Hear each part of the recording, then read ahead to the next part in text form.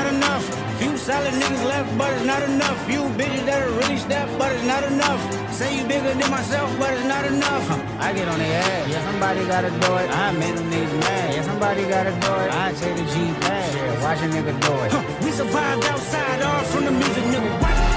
Hey, turn this TV off. Ain't with my type activities, then don't you get involved. Hey, look, how many shit I seen them all. Take a risk or take a trip, you know I'm tripping for my dog. Who you with? Couple sergeants and lieutenants for the get back. This revolution been televised, I fell through with the knickknacks. Hey, young nigga, get your chili up. Yeah, I meant that. Hey, black out if they act out. Yeah, I did that. Hey, what's up, though? I hate a bitch that's hating on a bitch and they both hoes. I hate a nigga hating on them niggas and they both broke. If you ain't coming for no chili, what you come for? Nigga feel like he entitled cause he knew me since a kid. Bitch, I cut my granny off and she don't see it how I see it. Got a big mouth, but he lack big ideas. Send him to the moon, that's just how I feel. Yeah, then it's not enough. Few solid niggas left, but it's not enough. Few bitches that are really step, but it's not enough. Say you bigger than myself, but it's not enough.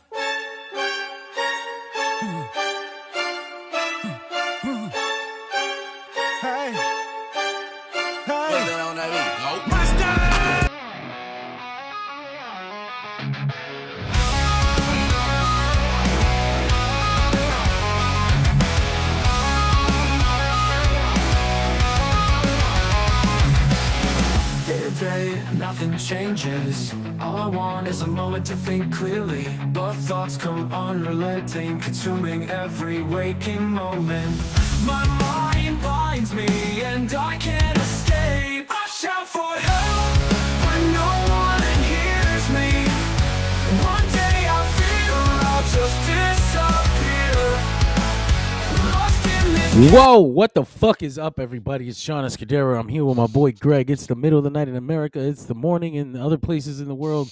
What are y'all up to right now, man? Drop some comments and do call to action stuff like subscribe, hit the bell, jiggle my bell, jiggle Stop my it. ball. No, stop it. Shake it. Turn the notifications on like this. Oh my god. What, man? What's up, Greg? How you doing? I'm well. It is as you said, very late, but we're here. It is. I only wish the G1 was on to turn on while we do this.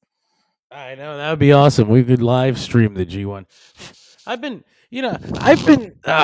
been thinking about shifting towards some of that some more watch along content, but like, I you have to make clips out of it for it to be worth it. And then if I make the clips, I end up being like one of those reactors. And I don't like that. Like, I don't want to be that. I don't. I mean, like doing that.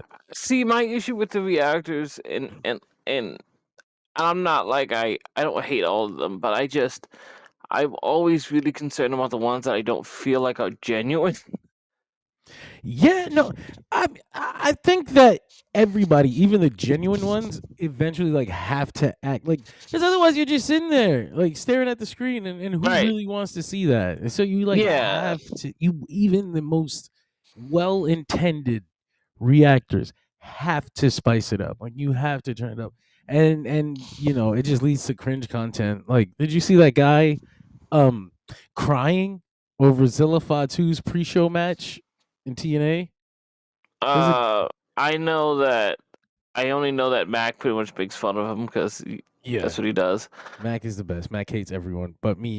Makes me feel special. And I was like, like, are we? What is your relationship with Zilla Fatu that you're so happy that he's on Impact? No, on the pre-show of the pay-per-view. Oh, okay. Which is, I if you're like his mother, right? Like, even the people in his family are like, like, you gotta do better, kid. Hercules. Anyway, I don't want to end up being like one of them people, but Facebook is pushing me in that direction, and they don't want me to be posting clips unless I add significant commentary to it, quote unquote. Right, because now with the guidelines, and you're just reusing bullshit, right? Yeah, exactly. And Yeah, it gets to a point where so many people are posting the same clip that if you don't make it unique, then the algorithm will throw you out. So I have to attach the fucking upper half of my face to these things, and oh wow, oh wow, whoa, ah. I'm gonna try to set up a camera in a way where I don't have to sit in front of the screen like this. Because first of all, I like watching the show with my son, and I mean, Right. I react pretty animated anyway. I mean, I'm in the house and I'm like having fun with the show anyway. I could make the show fun. I mean, But yeah, there's like this. If anything, there's nothing as natural as like your reaction to the whole the Bryan Danielson victory, and that wasn't, you know, that was love. that wasn't for the lulls at all. Yeah, I still haven't shared that video with people. Only special people. You guys, every guys get a screenshot. That's a very exclusive Patreon level. You're gonna pay. You have to. You have to. Oh no, I can't even tell you what you have to do. See. Anyway, it's a world of pro wrestling, man. 7 days. If you notice, we don't have a thumbnail. I got a new phone. I got this Google Pixel Pro XL9, and I He's thought, not impressed. I mean, it's a great phone. Don't get me wrong. I love it. I was just like, holy shit! I didn't know that the phone stopped supporting 32-bit apps. That's how long I've been using my Galaxy fucking 10 Note 10. So I was like, I lost out on the ability to edit photos for a second. Hold on, I gotta regroup. Right. Anyway, fun times. We're here. AEW Dynamite just aired a little while ago before we came on, a couple hours ago. Did you get to catch it, Greg? Not very much. I was in the depressive throes of like a god awful Yankee game, and I kind of just forgot about it because it's been a busy day. I For the people who care about the gaming stuff, I was also deep within the silliness of the new DLC drop that came out for WWE 2K. So I was having a lot of fun with fucking Penta. I hope that's enough for you guys to understand why he's not prepared for 1/4 of our show. Oh please! How many times have I watched the fucking show? We don't even talk about Dynamite. Go fuck yourself. Not lately. We do that. We do it weekly now. We have to. No one else. No, does. we did a few of these weekly shows where like I've sat through Dynamite. We didn't even talk about it. Sometimes sometimes there's a lot of other stuff going on. We do get yeah, we end up with fucking 2 hours of like TKO bullshit. Not this week. We started Dynamite with Hangman Adam Page and Wheeler Yuta. Hangman got cut off by MJF. MJF wanted a title shot without cashing in his contract. Hangman called him a child. Get the fuck out of my way. I got no time for this business.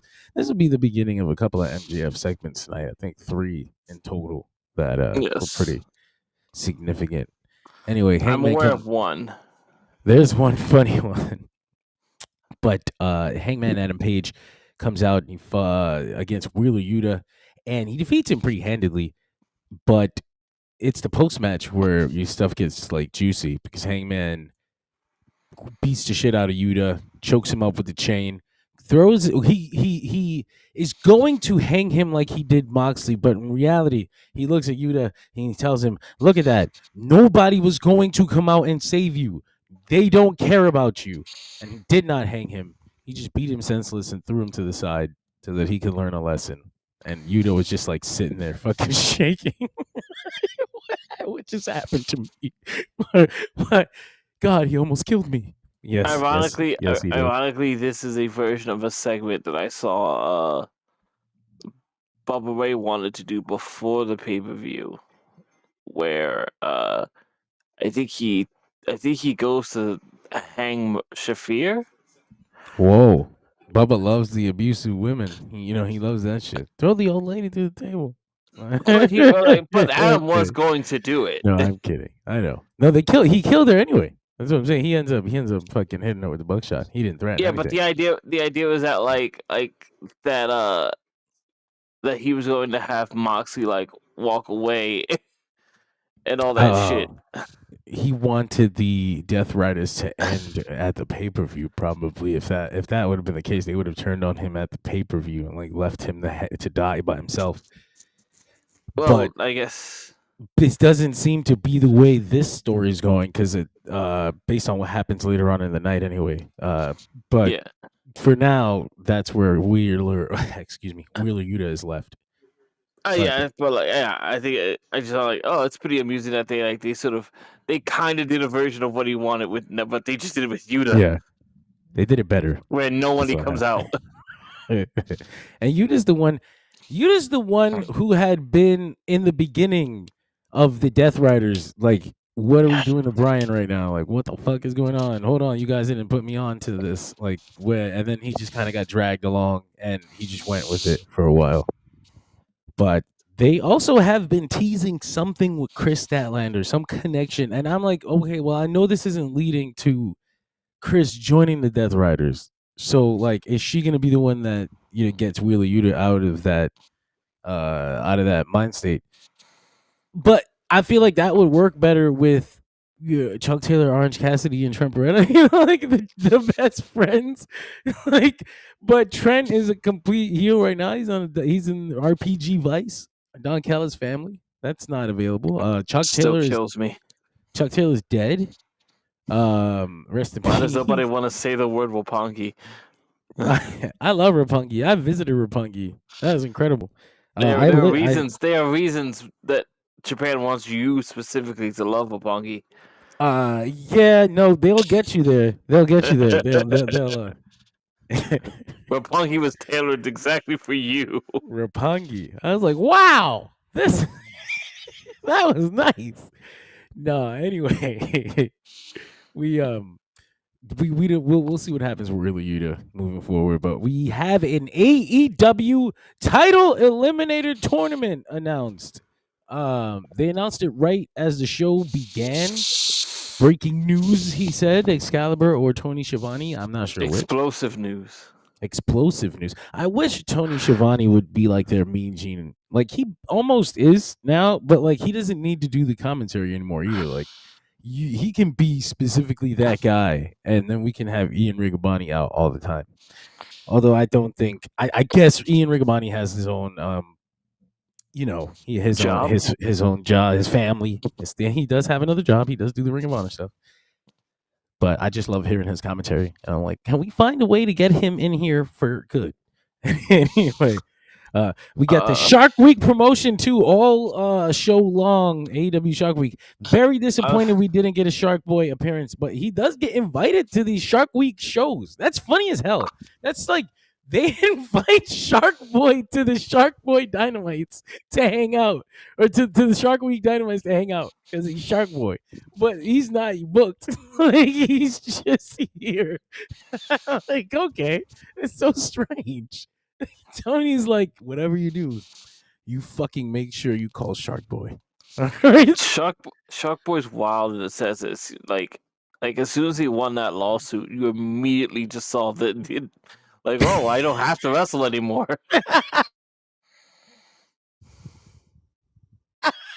Goodbye, everyone. Boy has left back to his home planet.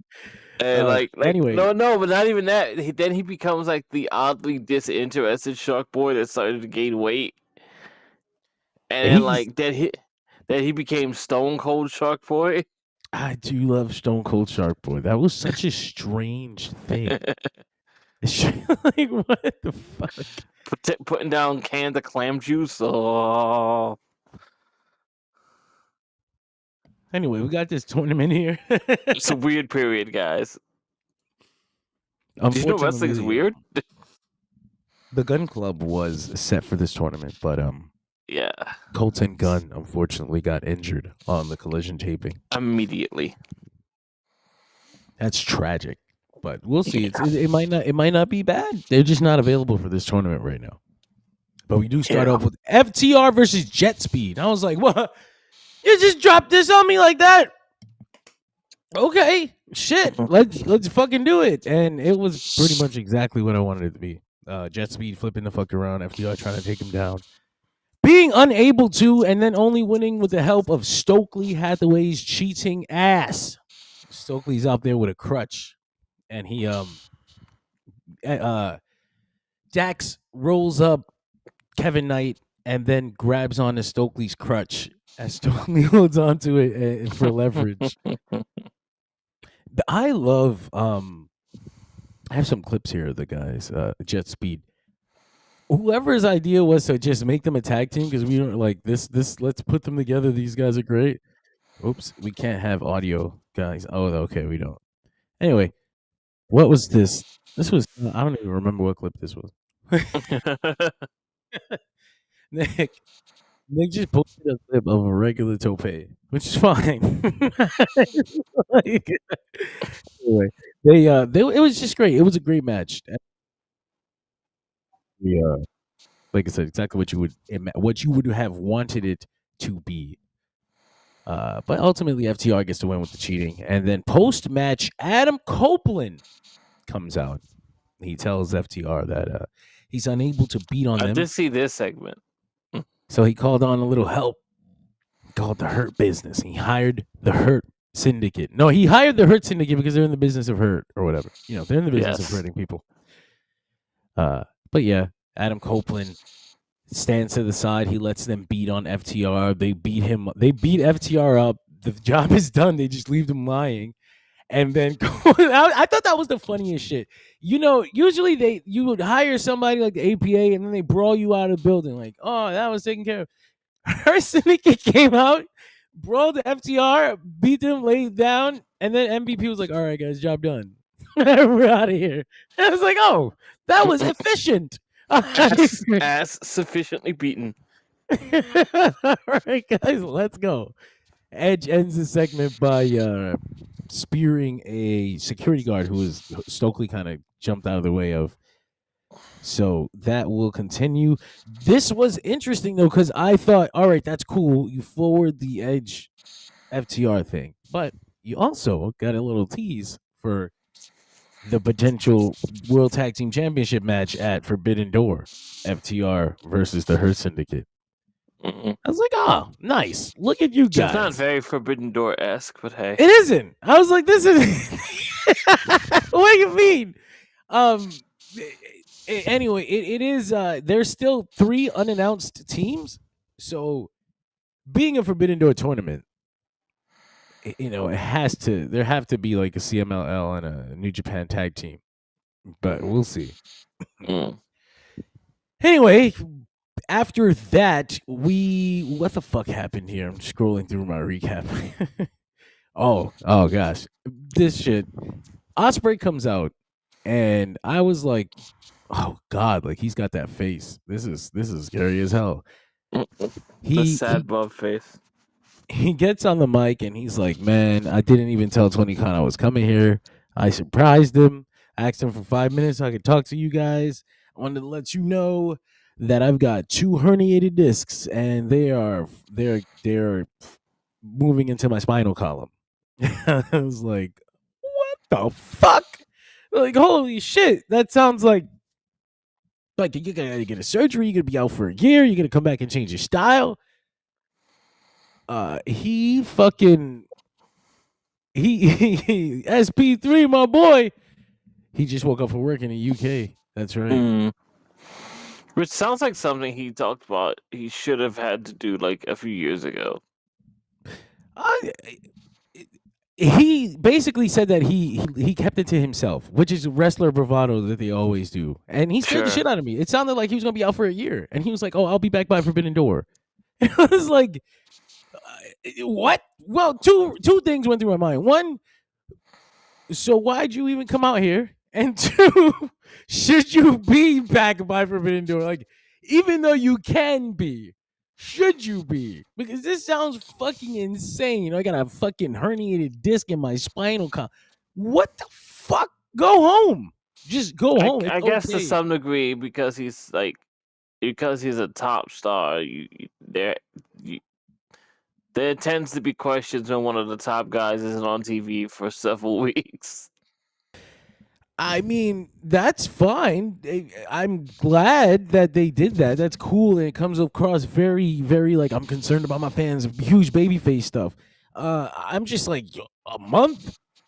what the fuck? This is all so crazy. I think he should just stay home. I would be okay. AEW is strong enough right now that Ospreay could stay home for a bit. And if anything, he would be better used when he comes back, and maybe they're in a lull period. And it's like, whoa, we got Ospreay back. Holy shit. I don't know though. This is nuts. But I know he doesn't want to miss Forbidden Door, and I know that he's probably a big draw for the show.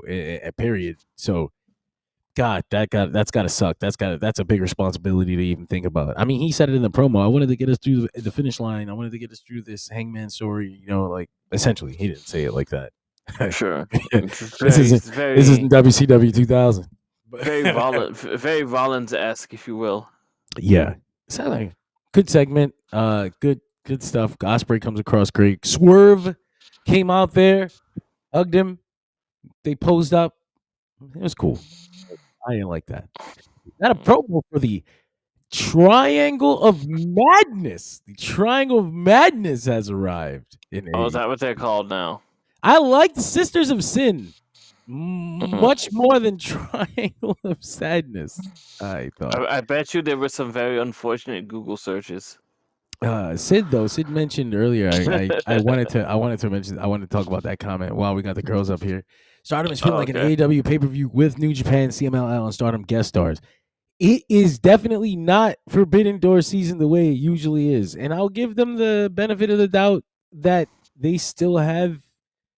I don't know. Well, usually it starts like 6 weeks early. They've got like 4 weeks left, like 4 weeks till the pay-per-view, and we still haven't got any guest stars on. Except for I guess last week we had fucking Mascara Dorada fought Kyle Fletcher, and they mentioned that it was Forbidden Door season, and I thought that meant we'd get more luchadors. But I think maybe they want Hechi Seto and Swerve to have been that segment. It just doesn't feel as strong as it did before. We usually get like the stars of New Japan are sitting in the crowd, the stars of CMLL are here, and we paid them just to come sit up here this week. I guess in the New Japan sense, that's tough to run during G1 season. It definitely is. It's a crazy thing to do. Forbidden Door. Now I said after G1, you're gonna get a bunch of dead wrestlers on that card. But... Yeah, right. Anyway, the girls are here though, and I wanted to know if I wanted to see. Well, first Thekla just left Stardom, so I was like, usually when they do that, like they don't usually have them on the.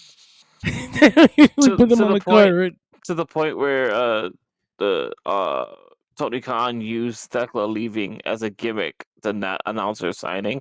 That's actually really funny. They were all the fucking Stardom president was like, "You're a smart man, Tony Khan. I'm still scared for my life." I was like, "Oh, you guys are ridiculous. I love this." But yeah, no, everybody feels like guest stars. It doesn't feel as incorporated, and he's gotten complaints about this in the past. I've never had a problem with it though. I guess that sucks. I guess maybe he noticed the ratings ratings movement in the wrong direction when they incorporate other companies into their stories the way they have. But I always thought that was one of the things that made them unique. But like Greg said, it's probably more a logistics thing than anything. They did announce I gotta pull up the CMLL Grand Prix, which I've never watched before. I don't know. They have their own? Yeah, I don't know if that's round robin or a regular tournament or a 6-man tournament. I don't know what the fuck it is, honestly. I but they just announced a whole roster of people for it, and I was like, I'll check this out. That sounds interesting. We mentioned on the podcast before. I never wanted to act like I knew about CMLL while I Wikipedia it. Like, okay, I always knew these things. Like, no, AEW put me on last year, and then I was kind of lazy, and then I started watching it this year. But AEW announces, CMLL announces the 2025 International Grand Prix. And then John's lineup. like, the production is much better than AAA. No. I've tried AAA so many times, man. That's not fair. I gave you so many shots. No, yeah, I'm making fun of the fact that the CMLL production is better than AAA. No, not you. I know. I definitely gave AAA so many shots, man. Every Triple Mania I was trying to watch, and every Triple Mania was hilariously bad. It wasn't like regular bad. They were always entertaining, but they were bad. They were bad. I think the first time I tried to even give AAA Mania a chance, because it was like the super matches, it was like the Super Marquee Dream match where it was like Mystico came back. He was going to wrestle Rey Mysterio, who had just gotten out the company. But just getting back to this tournament real fast so we can get back to the format. I'll read their statement full so that I don't miss anything. The most spectacular international Grand Prix in history has been defined. One of the most anticipated events every year will take place on Friday, August 29th at Arena Mexico, with the participation of companies allied to the Consejo Mundial de Lucha Libre, such as New Japan Pro Wrestling, All Elite Wrestling, Major League Wrestling, and Rev Pro. For the second time in the history of the International Grand Prix, 20 participants will be part of this high-quality competition, with 10 CMLL members facing 10 representatives from different companies in a cyber tournament match. This is poorly translated. What the fuck is a cyber tournament match? Wait. Oh, fuck my life. The CMLL team will be made up of Mystico, Volador Jr., Mascara Dorada, Neon, Atlantis Jr., Templario, Titan, Angel de Oro. I keep waiting for you to do it in the voice. Zandokan Jr. and Defunto. I guess I could do por poquito. I always have that like Spanish announcer voice. It was like Mascara Dorada. I don't like to dig that deep into my heritage. It feels unearned. Fair enough. The rest of the world team, that's literally what it's called in this translation.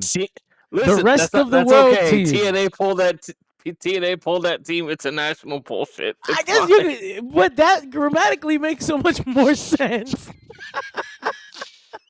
Well, yes, it is it's much more succinct, yes. Anyway, the rest of the world team is Donovan Dijak representing MLW, Taiji Ishimori representing New Japan, Michael Oku representing Rev Pro, Robbie X representing Rev Pro, Rocky Romero representing AEW, Leo Rush representing AEW, Action Andretti, Mike Bailey, the Beast Muertos representing AEW. So basically representing America and the one Japanese guy. Yeah, and TJP.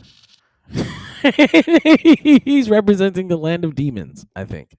Oh God, is he still doing that? I think. I don't know, bro. I haven't been interested in TJP in a while. That's just me personally. I don't know if you have TJP fans out there. I'm sorry.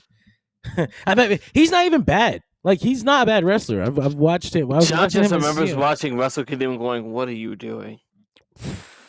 Okay. Anyway, can we get back to Dynamite now that that's he's like announced? Not going to acknowledge it.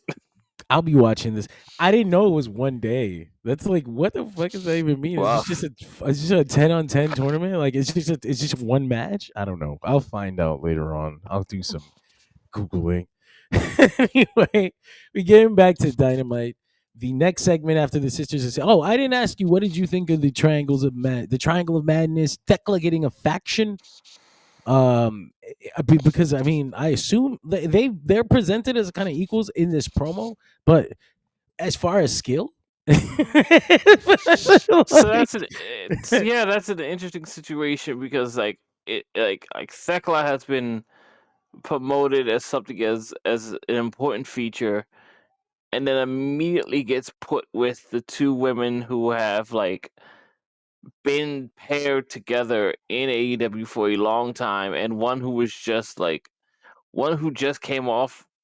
I guess I don't want to say just came off, but one who just previously had a championship run. And it's like immediately placed above them,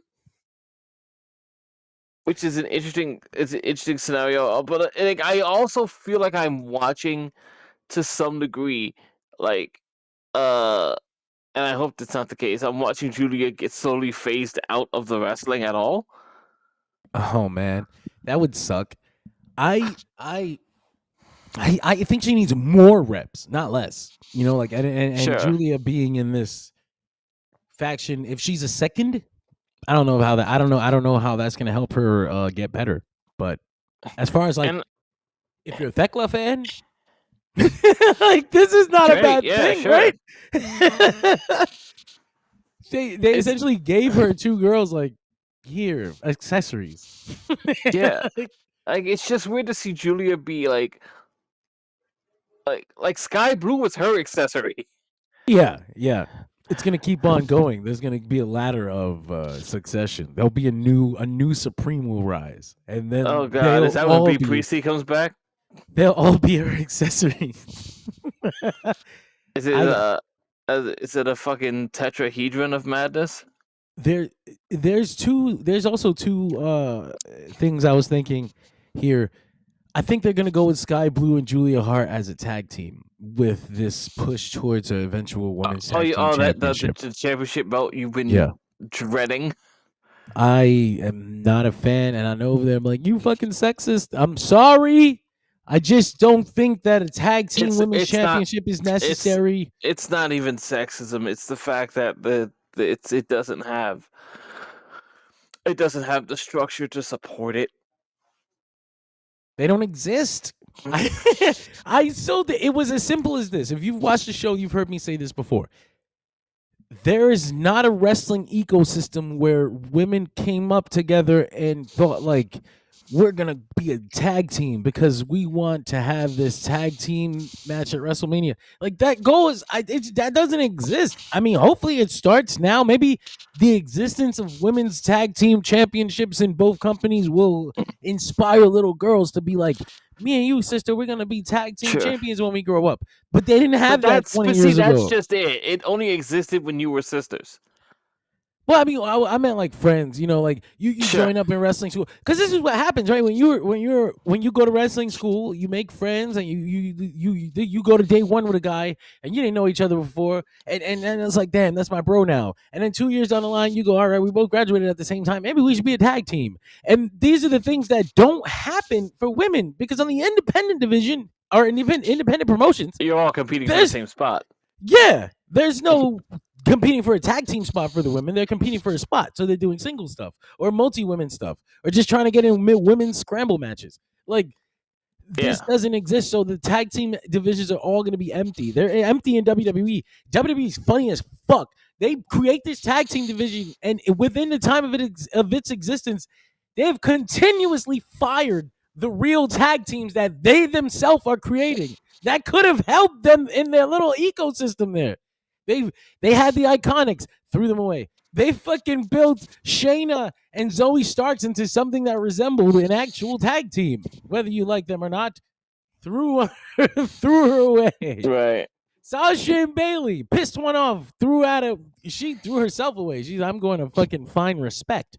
I don't know, man. Women's tag team championships are just not worth the trouble for me. And I think there's other ways to give them more spots on the card. Like, it doesn't have to be tag teams. What? Don't you have fucking the TBS championship, the AEW championship, the Ring of Honor women's championship, the Ring of Honor women's television championship? They have a Ring of Honor pure women's championship belt made. All these things exist. Why don't we just give them positions on the card?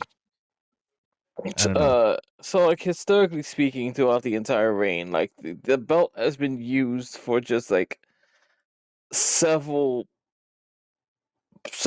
poorly crafted gimmicks.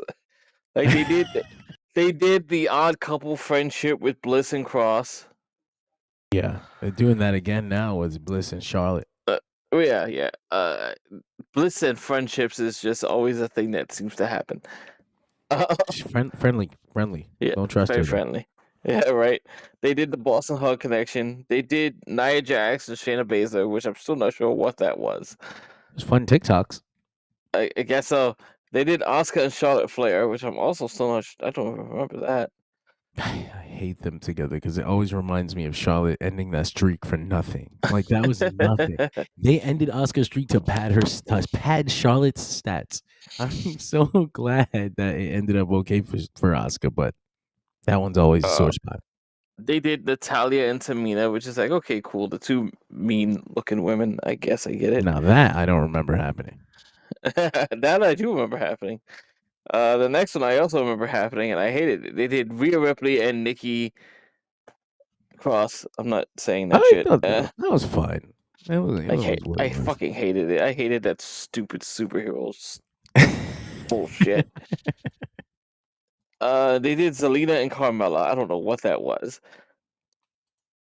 They did Sasha Banks and Naomi, and that's when they got pissed off. Yeah. We really broke away from our Dynamite coverage.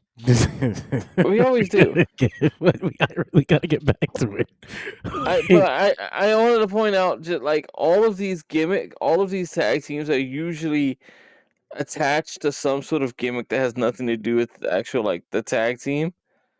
Yeah. Rarely here's one they actually did one well with, like the Chelsea and Piper thing. That was good. Yeah, the Secret Service that they have now is like a faction type deal. They have a secondary tag team with Piper and Alba Fire. That's cool too. Which I can even buy on a real level because I know that Piper and Alba have a history. Yeah, but they're just cartoon characters right now. It doesn't matter. They're literally just cartoon characters. Like they don't have any history or talk about history. They just dress up with fucking glasses and we're the Secret Service.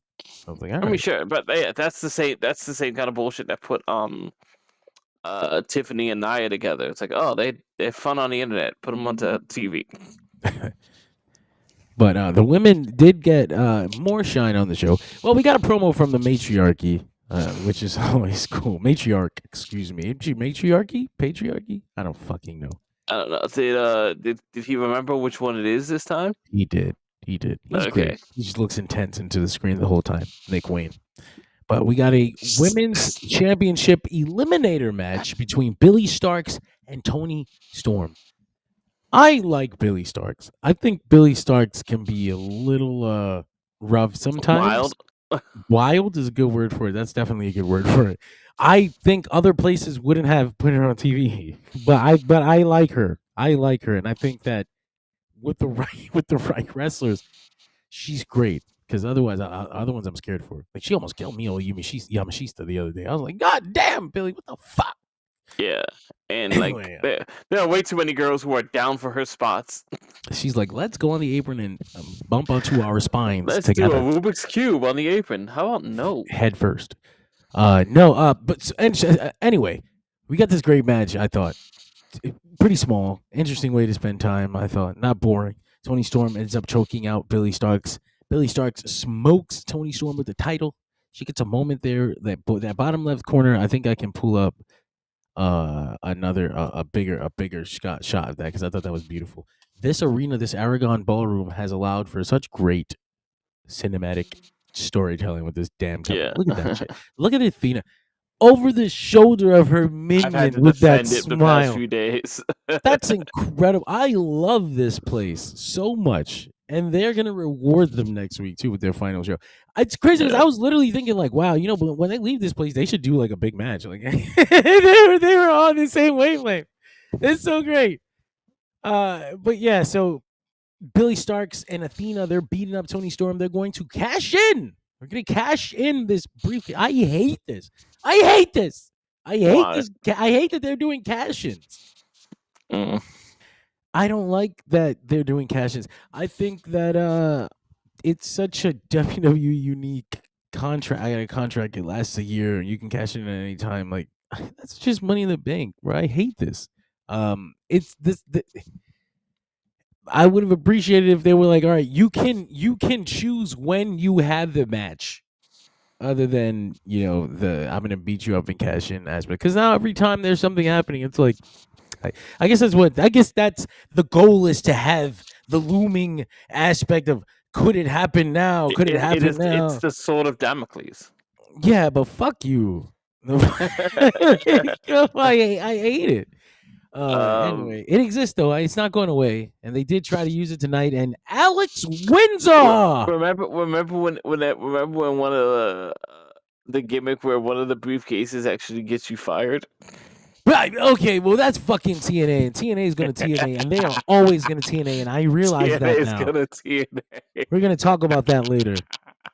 Okay.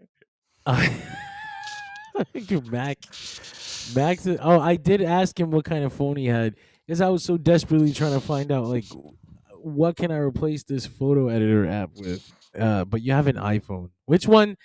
It disgusts me, but two, it's okay. I don't blame you. Uh, anyway, Alex Windsor runs out, and first of all, she's got some shitty fucking entrance music. Well, now you really got beef with Mikey Ruckus. God damn, this was Def Rebel level. Like, her music is exactly like one of their things. Alex Windsor, and then fucking she runs out to some generic. It's the fucking worst. Well, no, you have to remember it was inspired, John. Oh, oh my God, Greg! Don't tell me this is the one. This is the one. I forgot. This song is supposedly inspired by Shinsuke Nakamura's legendary Subconscious theme song from New Japan Pro Wrestling.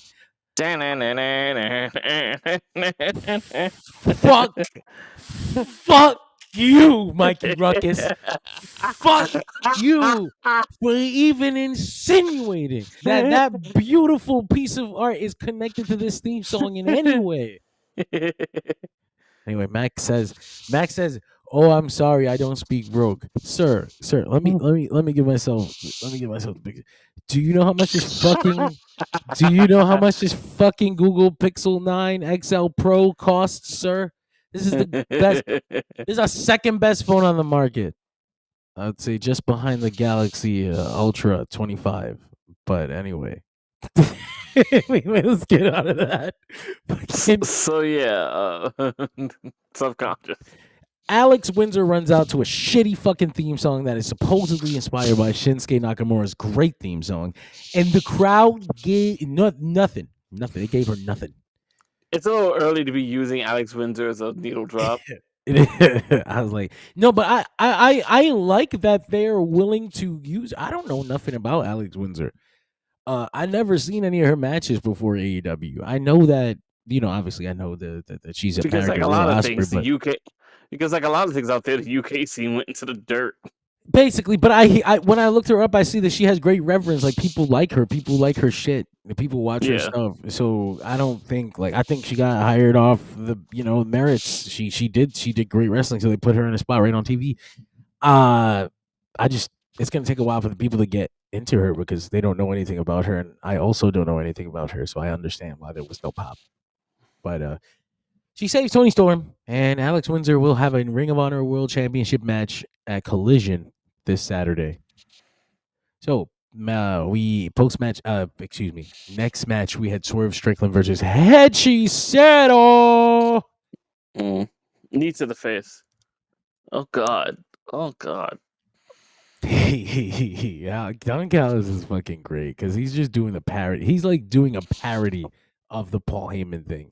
He could have been out there doing it seriously and looking like a ripoff, but he is out there just being a complete goof. I mean, arguably, he was always doing a parody of the Paul Heyman thing. Yeah. Yeah. I'm like that. There's levels to the idea that Don Callis is a parody of Paul Heyman. There are deep levels, and we can spend an episode dissecting what that actually means and maybe how he actually feels. Right? Network. It started off so innocently, but I suspect that there is a little bit of heat these days, and I like that. When you look for inspiration on how to be a bad guy, you look to the person that you hate the most. We could talk about that some other time. But sure. Hey, Jesus, my guy, what's up? Max says she looked a bit like Lita when she was staring at the camera talking about Alex Windsor. Anyway, we'll get into it. And Swerve and Hechi Sato were having a pretty damn good match when the Don Callis family attacked, and it ended in disqualification. I don't like that WWE Monday Night Raw shit, but okay. Anyway, the Don Callis family is out here. Some things are just pro wrestling, John. Fuck you! I hate it. It's TV. It's TV wrestling, though. It is television, and these are the kind of things that happen on television wrestling. But yeah, Swerve gets beat down, and Brody King and I was calling Bandito Jr. and I think Mandela affected myself. Like, wasn't he was never Bandito Jr. either. I don't know why I've been calling him that.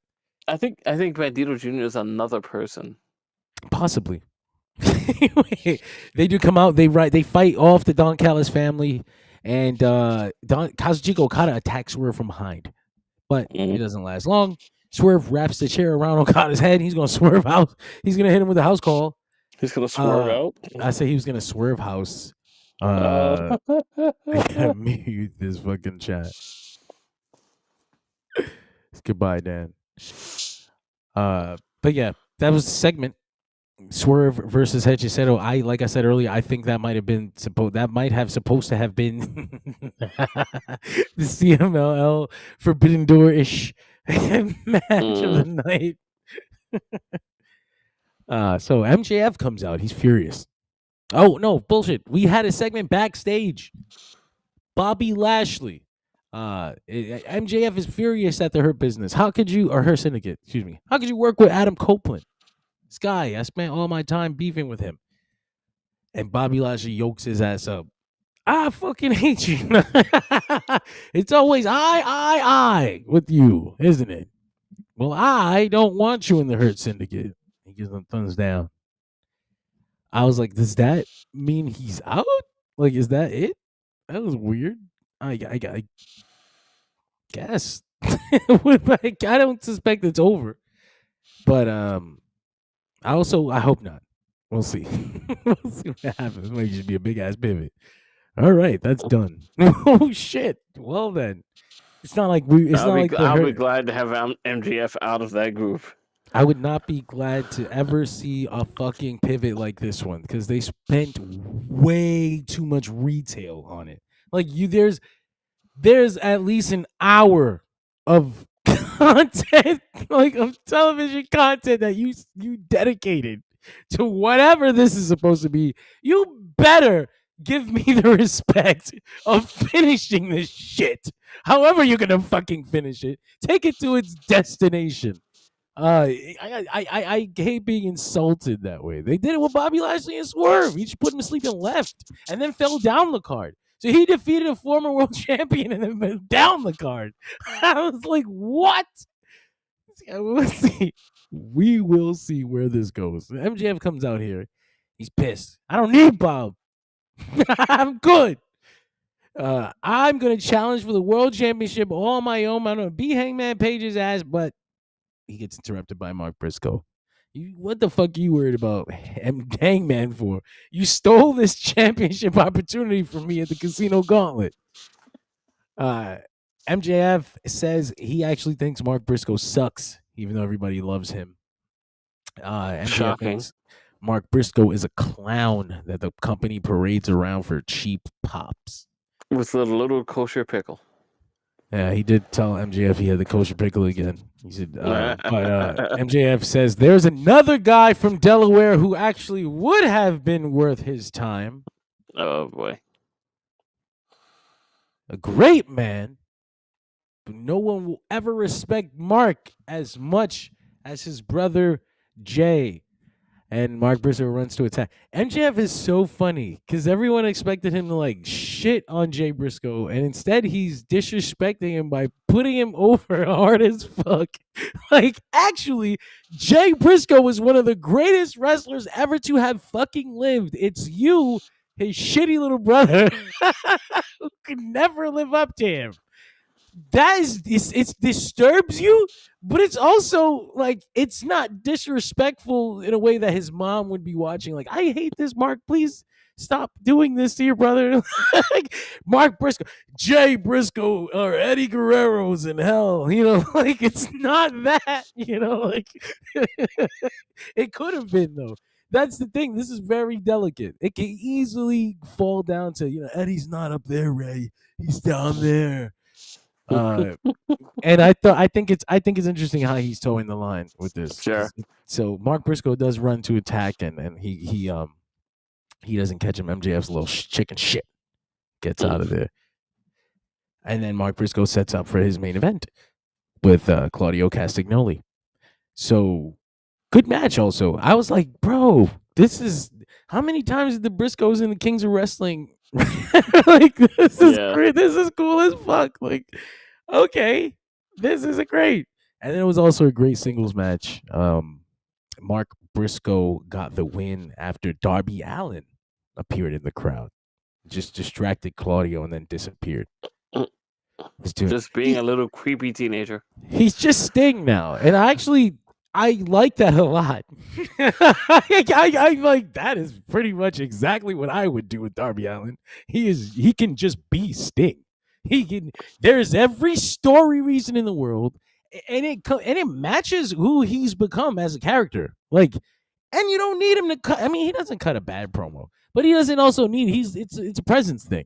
He doesn't have to talk much. He's got the face paint. His Sting was his dad. He can call Sting for he can actually call Sting whenever he wants. That's a real thing. So I'm cool with him as El Hijo de Sting. That's fine. That's A-okay with me. Mac got a good point. Why was Claudio's entrance so extra? That shit was awesome. This arena is fucking beautiful, man. Inside and out. And Claudio's funny as hell. The camera finds him aura farming under a red light like he's fucking Matt Murdock. He's just standing there. What were you doing up there, Claudio? Anyway, yeah, great entrance, great match.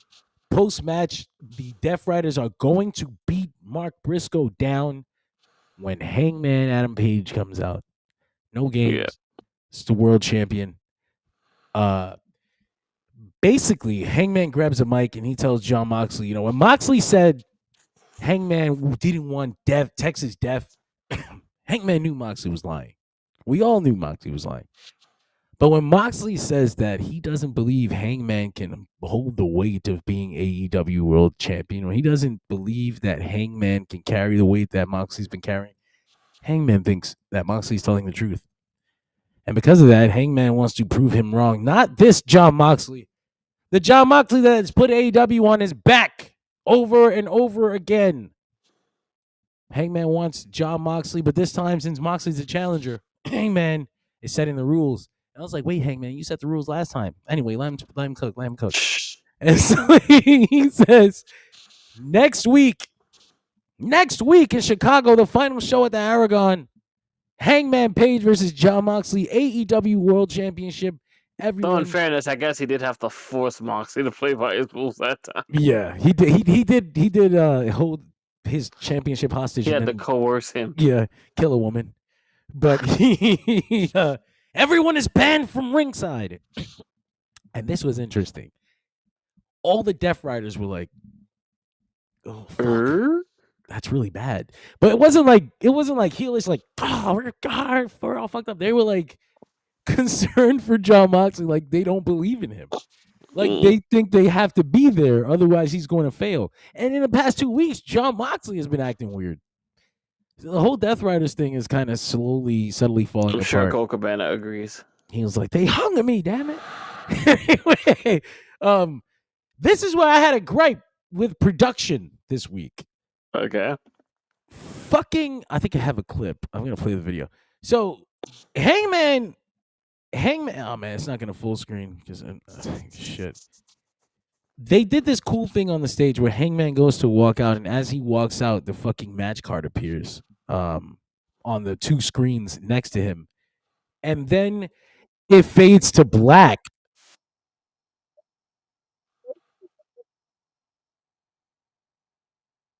And the lights are gonna turn off, and they cut away.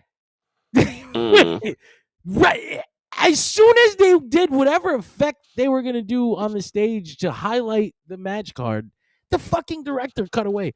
It cuts right away. I was like, "You son of a bitch!" I was furious. It's such a small thing, and it could have been such a cool fucking moment, and they lost it. And then you try to cut back to it 30 seconds later. Yeah, now they're just match cards on the stage for no reason. That's cool, I guess. But you lost the whole fadeaway, the whole dramatic thing that this production guy, I think Mike Mansouri, probably went through a decent amount of trouble planning. setting up. But yeah, I was like, God damn it, AEW. Sometimes you piss me off with your fucking production stuff. They got such a cool. We don't have meetings. No, I'm kidding. I almost don't know at this point. Like, maybe they don't. Shit. Yeah, it looks like it was like obviously they wanted that shot of John Moxley like being like confused and perturbed, and like maybe they weren't aware that they were going to hit it that early. I think they knew they needed to get the shot of Death Riders looking, mad about what's gonna happen, concerned about what's gonna happen. But fuck my life, it would have taken literally 2 or 3 more seconds before that cut, and you would have gotten it. Instead, it's just another segment. I was like, damn it! I assume the idea is that you would have to like go to credits on the match card. They do eventually do that. So like, it wasn't that they cut away; it's that they cut away immediately. You never got to like sit on the light going off and then the match card for 1 second. That's what I mean. I feel like you shouldn't have done the lights off thing until after you were done with the Moxley part. But maybe they didn't know that they were going to do it that early. Yeah. That if it would have been WWE, they would have rehearsed that 7 times in the afternoon. Got it, pal. But you're right. The maximum effect would have been, Hangman walks out, the light goes off, and then they focus on the match card, and then boom, show goes off the air.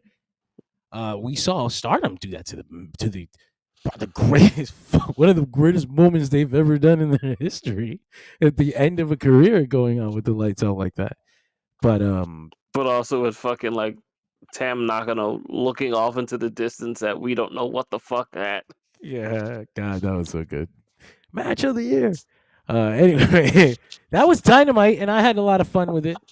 It was a pretty decent regular Dynamite. I expected more Forbidden Door stuff, but the matches that we got were good. The segments were good. I have no real complaints except for that production issue. I was unreasonably bothered by that. Like, God damn it, you still, this is amateur hour shit. This is year 6. I'm furious. They got this new guy. They got this new production guy, and he has been killing it. Their stages, their fucking lighting, the way they use their LEDs now. He was doing like, oh, the sun goes down. Well, the sun is going down on our stage now. And I'm like, oh my God, this is so cool. So I think he came from WWE, and WWE has like a rigid style, right? So they did. I think they're more experimental now than they were before, but they did have a really rigid style, and like over here, the guys experimenting with shit. I imagine because that's like a scenario where it's like it's a rigid style because like Vince had his way. Yeah, there's a format, and we're not gonna break it. Especially since that like I think Vince had kind of like a legit sports style, so everything was very cleanly shot. For what it's worth, I think that's a good thing.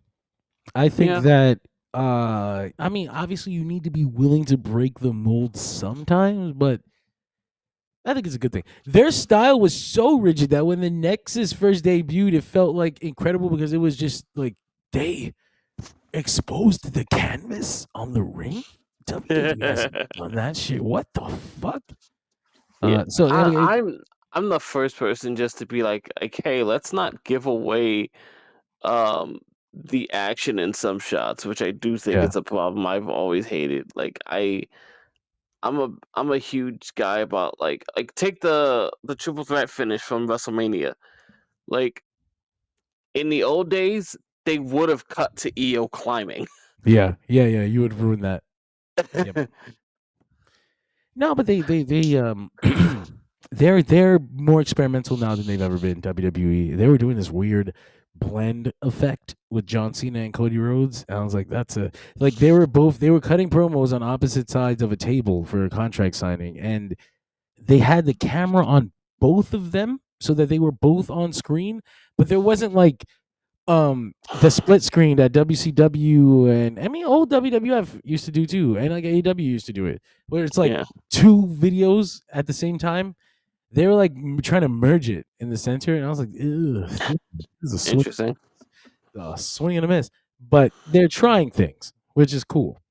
But yeah, no, this guy that the AEW guy has is also trying things. So I just need them to get it together with their director, their television guy. It was a problem at All In too. People were like, "These camera guys are fucking up," and I was like, "Well, first of all, stop blaming the cameramen. They actually don't do anything but point the camera, and they're pretty good at it too. It's the people cutting from things. That's the director. He's in the back pressing buttons. Blame him." And that job's rough when you like hard. If you don't have a fuck ton of notes from essentially the producer and the wrestlers about what's coming, then you're just guessing. Pretty much just looking for the best shot as it happens, which makes things really hard. I can't imagine. I would never want that job because it's got to be constant anxiety. Yeah. And like when you want to how did they miss the dive? Well, they ain't no fucking coming. Nobody told me. Anyway, so no, I was gonna say I was gonna move on from Dynamite. I wanted to talk about something earlier in the week, a couple days ago. Bryan Danielson gave his he did an interview with the Sun. Not Embry, right? Yeah. Well, this one was he did a podcast with Bree, his wife, and then he talked about how he got in the ring at All In and he did some stuff he wasn't supposed to do. I imagine he was cleared to do the kicks, maybe cleared to do the knee, maybe. But I can't imagine they let him do that. There's no way the doctor was like, "Go dive," and almost die. But yeah, no. So he does an interview with Sun Sports, and they do a cool video, and it's like 10, 15 minutes, and they ask him his hardest match, the match that meant the most to him, his most underrated match, and his most emotional match. And so you get his 4 favorite matches of his career, and his hardest match was versus Kazuchika Okada. He broke his arm with 10 minutes remaining. Makes sense, yeah. Still wrestled it to the end. The match that meant the most to him, it's the All In main event from last year where he won the World Championship with his children and wife in the arena. That sounds like that's reasonable enough. His most underrated match is versus Zack Sabre Jr. in New Japan 2024. Really? Yeah, I guess he doesn't. I imagine people like you and me are like, that was awesome, and you don't hear people talk about it the way they talk about his other matches. Honestly, I don't hear people talk about this match at all. But they should. It's his. I imagine for him, it's his style, like a style that he helped perfect over his career, and he was probably unable to do this with people in WWE and AEW for fucking ever. Sure. Finally gets Zack Sabre Jr. in New Japan ring. Makes sense. And then his most emotional moment was his retirement. Which he doesn't like to use the word. But I noticed that Bree considers him retired. And I think that went understated. Because I was like, I don't think you guys understand. Like, hold on, hold the phone. That changes everything. It doesn't matter what he thinks anymore. My wife considers me retired, so I am retired. Yeah, because on the podcast, she said, like, retired. And he was like, I don't like to use the R word. And she goes, yeah, well, wrestlers never. She's like, I do. Every day. He's like, I got an R word for you, motherfucker. So, this is reasonable enough, I thought. Interesting. Fun. Cool. That is a woman who realizes, like, she married a good man, but also a psychopath. No, an actual psychopath. I love how one of the headlines today was, Bryan Danielson loves dick jokes. I was like, first of all, we know. Yes. If you know Bryan Danielson, if you're like a big Bryan Danielson fan, you knew this. You knew this for years. That's like a well-known thing. He wanted to be called Lloyd Boner on purpose. But like, And now talking about being a Bryan Danielson fan, if you are a real Bryan Danielson fan, and I don't mean like, well, you say real. I mean like if you were a long time Bryan Danielson fan, if you were a fan of his to the point where you enjoy his matches, but you also read his book, watch his documentary, I listened to watch. the audiobook. I listened to the other book too. He's reading it. Yeah. He's telling you his life. That's like okay, that's cool as fuck. I have to finish the Moxley one. Which is also cool because Moxley is telling you, and it's in such a Moxley style. But again, if you know Bryan Danielson as well as you can know Bryan Danielson, not being a part of his life, then you know that when it comes to wrestling, the main event of WrestleMania and being the biggest WWE star in the world was not his goal. Like that wasn't his big goal. That was a thing that would be nice. The man's goal was wrestling in Japan and Mexico and making a living at it. And if he had never made it to WWE, he would have been entirely satisfied. This is according to him. Like if you're a fan of his, you know this already. So when you see this list, you might be surprised that there's no Ring of Honor on it. Like, you'd think there would be some Ring of Honor on this list. But also knowing that the year 2024, he probably got to do it in wrestling history. I don't know that there's been a retirement tour where a guy just one has the taste, but two just does all the wrestling dream things he ever dreamed of and on his way out. Like the weirdest wrestling fan wrestler dreams. Like I gotta fucking face Okada. I gotta wrestle in the Tokyo Dome. I gotta wrestle Black Panther in Arena Mexico. Like and I gotta wrestle Zack Sabre Jr. so we can paint on this canvas the kind of match that no one else can ever have except for Hedgie Seto. I don't think Bryan knew that guy existed that way. But it's a retirement run that any wrestler would dream of. I think no surprise that the most meaningful matches of his career all ended up bunched up in that little moment in time. That doesn't surprise me. However, it did surprise a lot of people. I knew when I posted this, I knew immediately people were going to go, where's WrestleMania 30?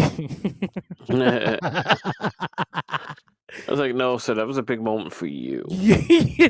That is the biggest thing.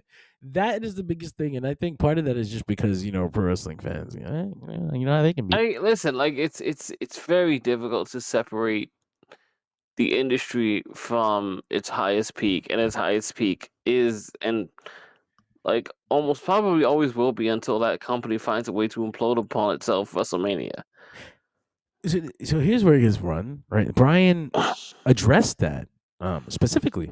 He addressed the lack of WrestleMania 30 and it versus All In. It's like which is the one that people were confused about. How could All In main event? How could the AEW World Championship main event mean more to him? Right, and then he explains that I will read the quote here. He says, "Excuse me, I don't have a Bryan Danielson voice." He's, but what meant the most to me about that match at AEW All In was my family being there. My kids got to see me wrestle. My daughter was old enough to be able to remember it for the rest of her life. The idea of, now I'm just essentially dad. My daughter will remember this thing of 50,000 people at Wembley Stadium where her dad was cool. He's like, I main evented WrestleMania 30 with WWE, and honestly, it didn't mean that much to me. My sister and my niece got to come to the ring, but I was about to marry my wife the following Friday, and they wouldn't let her come down to the ring. They didn't want her to be in the thing. And on top of that, it wasn't just that. It was like I was going through a ton of neck pain and all these other things. So these things that seem like cool moments to a viewer, there's all this other stuff going on in a wrestler's life or a performer's life that could make that moment not as valuable to them as it is to the people viewing it. Bryan Danielson, the intelligent motherfucker that he is, already knew what people were going to say the same way I knew what they were going to say. Where's WrestleMania 30? And he addressed it in the most eloquent way possible. There's no fucking way that people could be confused by this. There's no way. It's so cut and paste. What on earth does a WrestleMania moment, quote unquote, mean in comparison to your literal wife and children? I don't know why I was surprised, but there was still a controversy. Of course, I'll just use Dirt Sheet Radio's comment section as an example, but there was widespread controversy everywhere. My my first thought was I'll drop to the comment section and I'll explain to people, hey, this is really simple. If you're wondering why there's no WWE matches, he explained this, and this. You're just a shill. Bryan can't mention WWE because he works for AEW. That's why there's no WrestleMania 30 match. You guys are being worked. I was like, he mentions WWE all the fucking time in interviews. As a matter of fact, last weekend he was talking about how WWE is a parody of professional wrestling. And that's a thought that he's had the entire time he worked there. He worked it into his promos. When has working for AEW ever stopped anyone from mentioning WWE? Hello? I thought that was you guys' problem with the company, right? That was the thing. Anyway, God, so many angry comments and how he's ungrateful to the company that made him. And hello, Connor the Crusher was there. And what about his wrestling? The time the fans rallied behind him and invaded the ring. What the fuck? How does these things compare? Like, weren't those all plants? Greg, hello. This is the kind of Megan. people that have issues, though. Look at this. Everyone knows you're a hater of WWE, Jonathan. Instead of just admitting that, you hide it. Of course, your comment always displays your hatred for WWE. Look at the comment that displays the hatred of WWE, just explaining what these matches mean to Bryan Danielson. I realized that it's not a hatred. It's to them it's hatred because it seems negative. Like I suspect it even makes them think negative and feel a negative feeling, and they reject it immediately. I guess to them, any snubbery feels like disrespect. It's a snub, and so yeah, Bryan Danielson is disrespectful, ungrateful. Anybody who agrees with him is a shill. How could you? Maybe he has CTE. Is what they were saying. But boy, oh boy, that was also. I resent any idea that like just because a certain fan base finally got exposed to you because you worked for the big TV monster that that company made you. Like I was paying my bills with this already.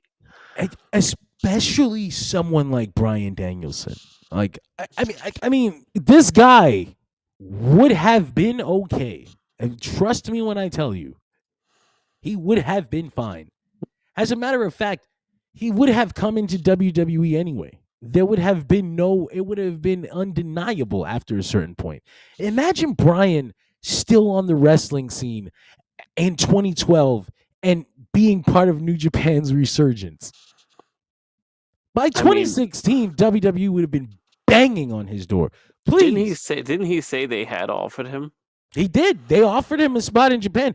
If he had not come back to WWE in 2010 when they fired him over the tie incident, he would have been like he was this close to going back to New Japan, right? He would have went to New Japan. He would have went to Mexico. He would have been huge. Yeah, anyway. I think that was in the book. Yeah, which meant he probably would have been. He probably would have either. Knowing them, like he probably would have. I could see them just like starting him with the juniors for a little bit. Yep. But eventually, you end up with Bryan Danielson fucking around with like peak Tanahashi and peak Okada at the same time. God, imagine and like broken but still pretty badass Shinsuke. No, but imagine the undercard Bryan Danielson versus Minoru Suzuki match that would have opened New Japan's eyes. Like, wait a minute, what? Imagine the junior heavyweight versus heavyweight Nagata, Okada. who like, I used to wear your tights, sir. God, no, that would have been fucking peak. I'm saying, like, and they like even if New Japan would have given that junior run, like he would have been junior champion at one point. And imagine that eventual junior versus heavyweight championship match that they do every fucking year at the anniversaries. Yeah, that would have been the day he moved up to heavyweight. They would have put him in the G1 also, after like, that. At that time, also you're also talking about a rematch with a still healthy Tiger Mask 4. You're looking at because they had brought Mystical in around that time, so you've got that. You've got the Liger rematch because he's still working at that point. You've even got like a young Kushida ready to break through. Essentially, he would have been a top star in professional wrestling, and WWE would have come for him anyway. Like, there's no world where Bryan doesn't succeed in this business because he is the fucking best. I don't know if you guys realize this, but he ain't your average pro wrestler. Like, whatever conceptions you might have of how wrestling works, consider that this guy is an exception. He's not normal. So yeah, the idea that WWE made him offensive. So if you can't understand, there were people that were like, wrestlers work their entire life for a WrestleMania moment. He's got to be lying. Yeah. My God, the Kool-Aid. Gosh, the susceptibility. I understand how certain people are able to get into power. Like it's crazy that this many of those people exist so easily. Persuaded, easily conditioned. I mean, how expected do you have to be to allow essentially an outside guy to tap out your top star? And Okada, that is. Kazuchika Okada. Yeah. And of course, Bryan, being the nut that he is, understands the significance of that, and so he wrestles with a broken arm to make it happen. Bryan Danielson with a broken arm wrestled a better match, and it's fucking 70% of the goddamn industry. Please don't ever disrespect my GOAT talking about something. Why didn't he mention WrestleMania 30? Because the fucking GOAT don't want to mention WrestleMania 30. What the fuck are you questioning him for? Imagine questioning him about his personal favorite moments in wrestling. Well, he's got to be lying. He didn't mention WWE. Motherfucker, he was on a leash the whole time he worked there. They had him in chains, working with weights on. He left there and took them off and flew away and remembered what it felt like to be a wrestler again. But he also got a lot of their dumbest shit over. But that's one thing about Bryan that makes him so different from so many guys that people are like, I can't make this work. They didn't give me a chance. They didn't give him any fucking chance. They gave him shit after shit after shit after shit sandwich. And even when it looked like when they were going to give him something, he's got the big gold 12 seconds at WrestleMania against the Royal Rumble winner. Like, they fucking pushed him down and down and down. And these things worked eventually. Some things they had no choice but to do. But don't you dare talk about all the things WWE gave Bryan Danielson. There's also like the hug stuff with Kane. The yes and no, the corniest shit in the world that shouldn't have worked because he's Bryan Danielson. His major world championship match runs in WWE are both accidents that they didn't want to give him. The WrestleMania 30 one that everyone is fucking mad about, they didn't even want him in the spot, but they were held hostage. They needed to have a massive fucking like blow up with CM Punk for that to happen. And the fans were just rejecting any other possibility but Bryan Danielson in the main event of WrestleMania that year. And then the second one, didn't somebody get injured and they just gave it to Bryan on a SmackDown against AJ? They didn't want to run AJ Styles versus Brock Lesnar again, so they just moved the belt on to interesting. The next, that I was like, are you fucking kidding? Are you kidding me? God, the fucking the Earth's champion thing. That was great. I mean, and then these are things that happened by accident. They didn't want to do it. So I just don't want to hear nothing about what they I gave him. feel like there's almost no scenario where they're just like, we've got this idea for Bryan. Right? Hey, Bryan, we want to present you. We want you to be our world champion. Didn't his last WrestleMania main event also come out of nowhere? Like he wasn't even. He's the last main event he has is a triple threat with Roman Reigns and Edge. And he's like, why am I in this? Why did you even put me in this match? I was not part of the build. Like, what is this shit? Anyway, people also like there is something to be said, and like, if only for like, Bryan Danielson's lasting act in that company is the very beginning of the Tribal Chief run. On his way out, he put over Roman Reigns, the Tribal Chief. Who will then go on to run the company for 4 years. Honestly, if you go back, like if you look throughout the career of a lot of the guys who ended up on top, like Bryan Danielson ends up being a pretty major factor, especially the Shield, particularly the Shield.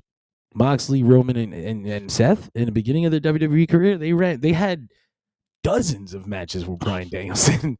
Like, tag matches, singles matches, three-way trios matches, fucking ladder matches, weapons matches. That knee knows Seth Rollins' face very well. Bryan put Roman Reigns over twice. God damn it, twice in major moments in his career that he needed those things to happen. Arguably, the first time he did it was a big mistake and probably part of the reason why Roman ended up getting so much negative heat over the next few years. But in hindsight, Bryan ends up having to retire, so not the wrong move. Anyway, we talk about something else. We talk about TNA Slammiversary. Yes. They're not going to go over every single match. I was going to say, I'm certainly not going to pretend I watched it. Did you? So I wasn't going to, because I had people doing coverage, and I was like, well, I don't have to. So I'm all right. Like, there's nothing. I do want to see the AJ Styles moment. I want to see what maybe his match is going to be. We'll talk about that in a second. Them forcing him to come out to get ready to fly. He dragged his ass out, kicking and screaming. I don't want to. Please. Don't worry, AJ. You're not going to play it. Play the fucking Get ready to fly. God damn it. Actually, but shit, that was one of the moments I wanted to see, but I tuned in, and the first thing I saw was the worst match I've seen all year. And I was like, really? I was like, why did I turn this on? Like, I knew this was going to happen. Like, why did I turn this on? Indy Hartwell and Tessa Blanchard. It was not Tessa. It was obviously, for all the things you're going to say about Tessa, Tessa I was going to say, I like Indies, so I feel bad. Tessa's a great wrestler. Indy is, gosh, I like Indy Hartwell. I could not tell you if I've ever seen a performance of hers that made me go, that girl's got it. she's gonna go places. Man, I like Indy Hartwell, but I'm just like struggling to think of a wrestling performance that's like, this is the one. And so, because the character work is where it was at in WWE, they liked her big awkwardness. Like, she was kind of tall and awkward and goofy and played like a oversized daughter. But gosh, and then just like fell backwards into the Dexter Lumis thing. Yeah, the Indy and Dex thing was perfect. It was great. But this match, Greg, I almost would recommend you watch it just so that you can understand what I mean. It was so bad, bro. I saw the finish where she does Gargano's old move, Hurts Donut, like into the rope and then regular. So the last 1 minute was actually pretty good. The fucking match though, Indy was like forgetting spots, and then Tessa would like drag her into them, like, and they were like really weird and awkward. And so like if it was supposed to be like a move Indy does to Tessa would just like do it to herself. Like, I'm like, I'm trying to get this match done. Like, this bitch is fucking shit up, and I'm fucked, Brett. arguably that's like bad. Is that not like in bad taste though? Like as a wrestler, like shouldn't you be holding her hand, bro? Like I guess I understand. I understand the attitude. Like, don't get me wrong. Especially if you're on pay per view, you're like, gosh, you should have been prepared. Like now you're bothered. But aren't you also affecting the performance when you act like that? Like, are you just as bad, Tessa? The fuck, bitch? What are you doing here? Yeah, she was yanking Indy around, and it was not looking good for either of them. Oh, it sucks. So she does. Indy gets the win eventually. Tessa, that was what it was. That was a highlight because of how bad it was. Worst match I've seen this year. Thank you, TNA. And I was gonna tune out. Greg. I was gonna turn it off, but they had this Moose and Leon. I'd never seen this kid before. I guess he's from the UK. Leon Slater. Isn't he the He's the one that does the Swanton. 50? Yeah, like that's all I've seen, but I don't count that. Like I've never seen his wrestle, so I don't know. I didn't know if he was good. Sure. And as it turns out, he's great. As it turns out, Moose is also great. I'm like, I forgot you. I don't know if I ever thought he was good, but in this match at this time, I was like, wow. What did he turn into this? Like, is he this now? Like, is Moose good? Should I be? Are there Moose matches that I should be watching? Is somebody going to point me in the direction of a Moose match? Did he get the NXT match? I don't remember if he had an NXT match, honestly. But yeah, that was great. Leon Slater gets the win. It was a damn good match. And then get ready to fly. Fucking AJ Styles comes out. We have a little footage here from our boy Matt, who was at the event. He was taking care of the pay-per-view coverage live. Thank you for that. So he hits the ring, he puts Leon Slater over, and they're all like, one more match. And he's like, we'll get to that in a second. And he finished putting Leon over and he leaves. He fucking lied. I was like, that's it? Okay, I get it. Like he came back and he did a thing, but I'm fine. Yeah, Leon Slater got a cool moment. It was clear that Leon didn't know this was gonna happen. Like when that music hit, he jumped up 6 feet in the air, like no way, and AJ comes out there. For me? Yeah, like definitely. Like what? And AJ, it was a great moment for him. He says, "Now that you got the championship, make your legacy," and then he leaves. And so I did think that was weird. I was like, I thought for sure he was going to wrestle. Like, they made a big deal, bro. They put a fucking video package up for him on Impact. Like, AJ Styles will be at Slammiversary. He fucking had a graphic on Friday. I saw that, yeah. He came out, put Leon Slater over and left. As it turns out, they had a segment planned with AJ Styles and Frankie Kazarian, a physical one. Frankie being a big heel in TNA right now. Probably their top heel, as weird as that is to say. No, because their top heel is Trick Williams, NXT guy. Anyway, AJ would have came on, beat up Frankie Kazarian or whatever. The WWE said, no, stop right there. We wouldn't want those people to think that AJ Styles is ever going to wrestle in TNA.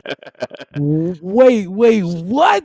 What do you? You don't want to set up unreasonable expectations. Back up, back the fucking phone. Because when TNA got into a relationship with WWE, I thought for sure, an AJ Styles match was guaranteed.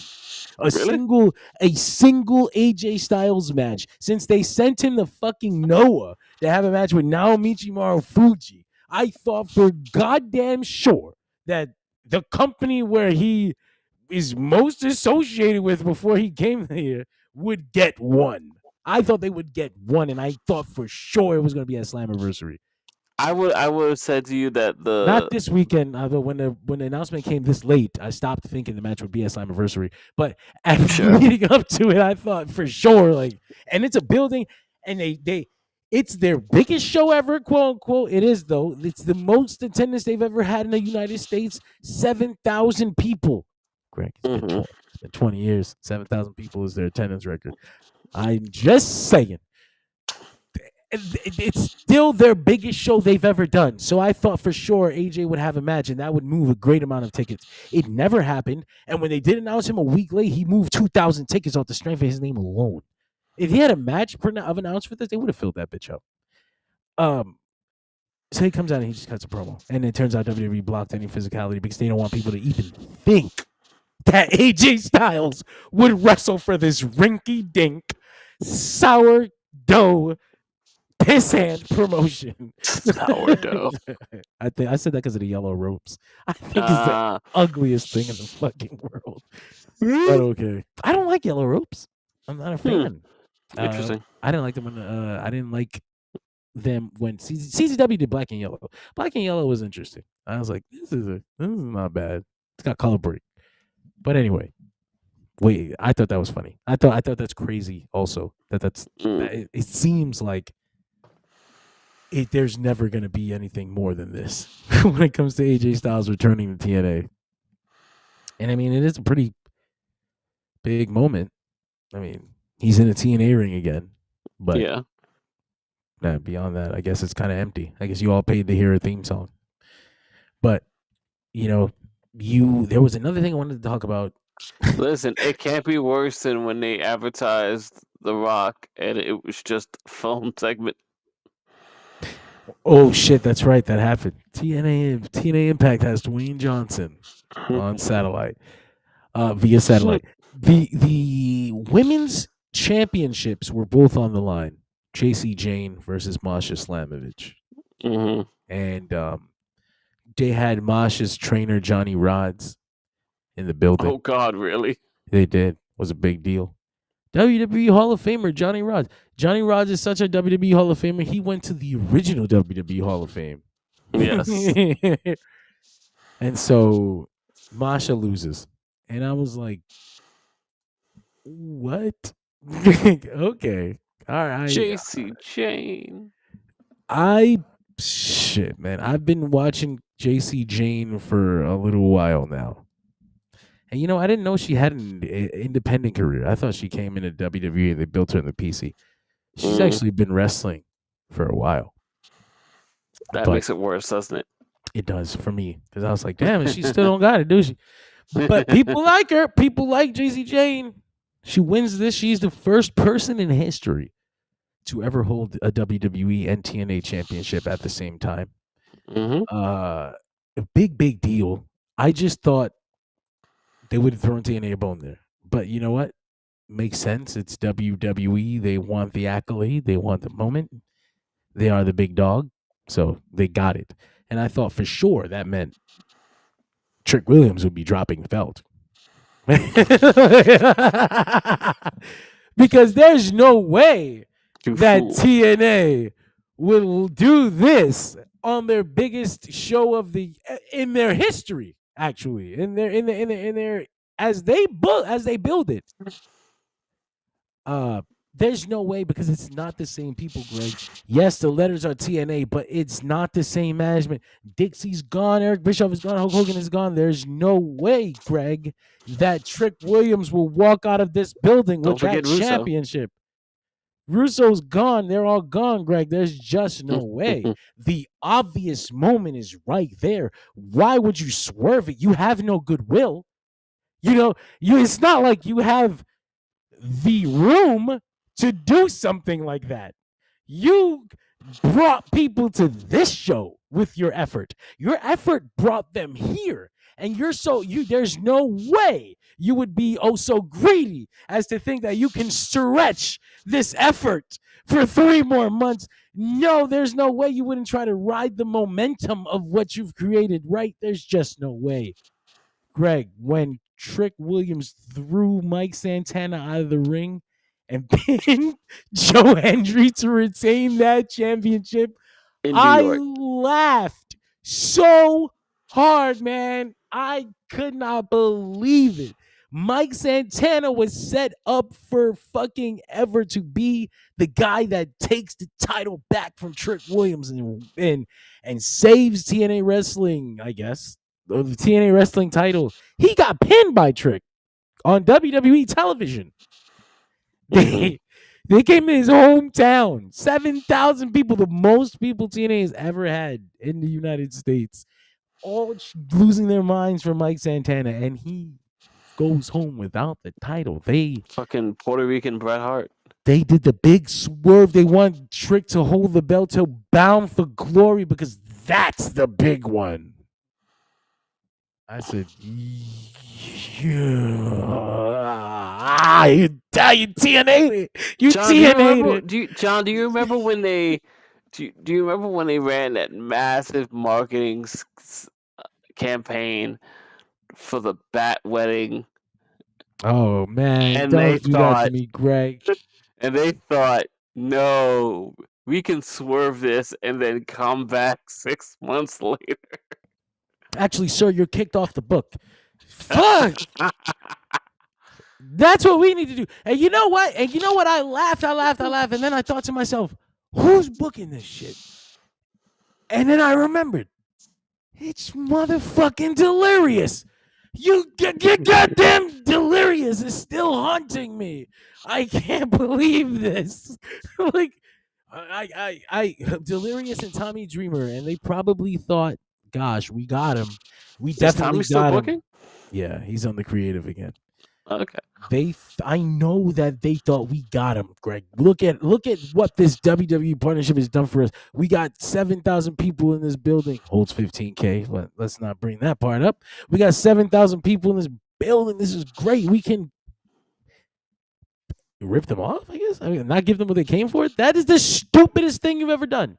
And I know in wrestling they think, like, we just saw the Death Riders thing go for 9 months and end that all in.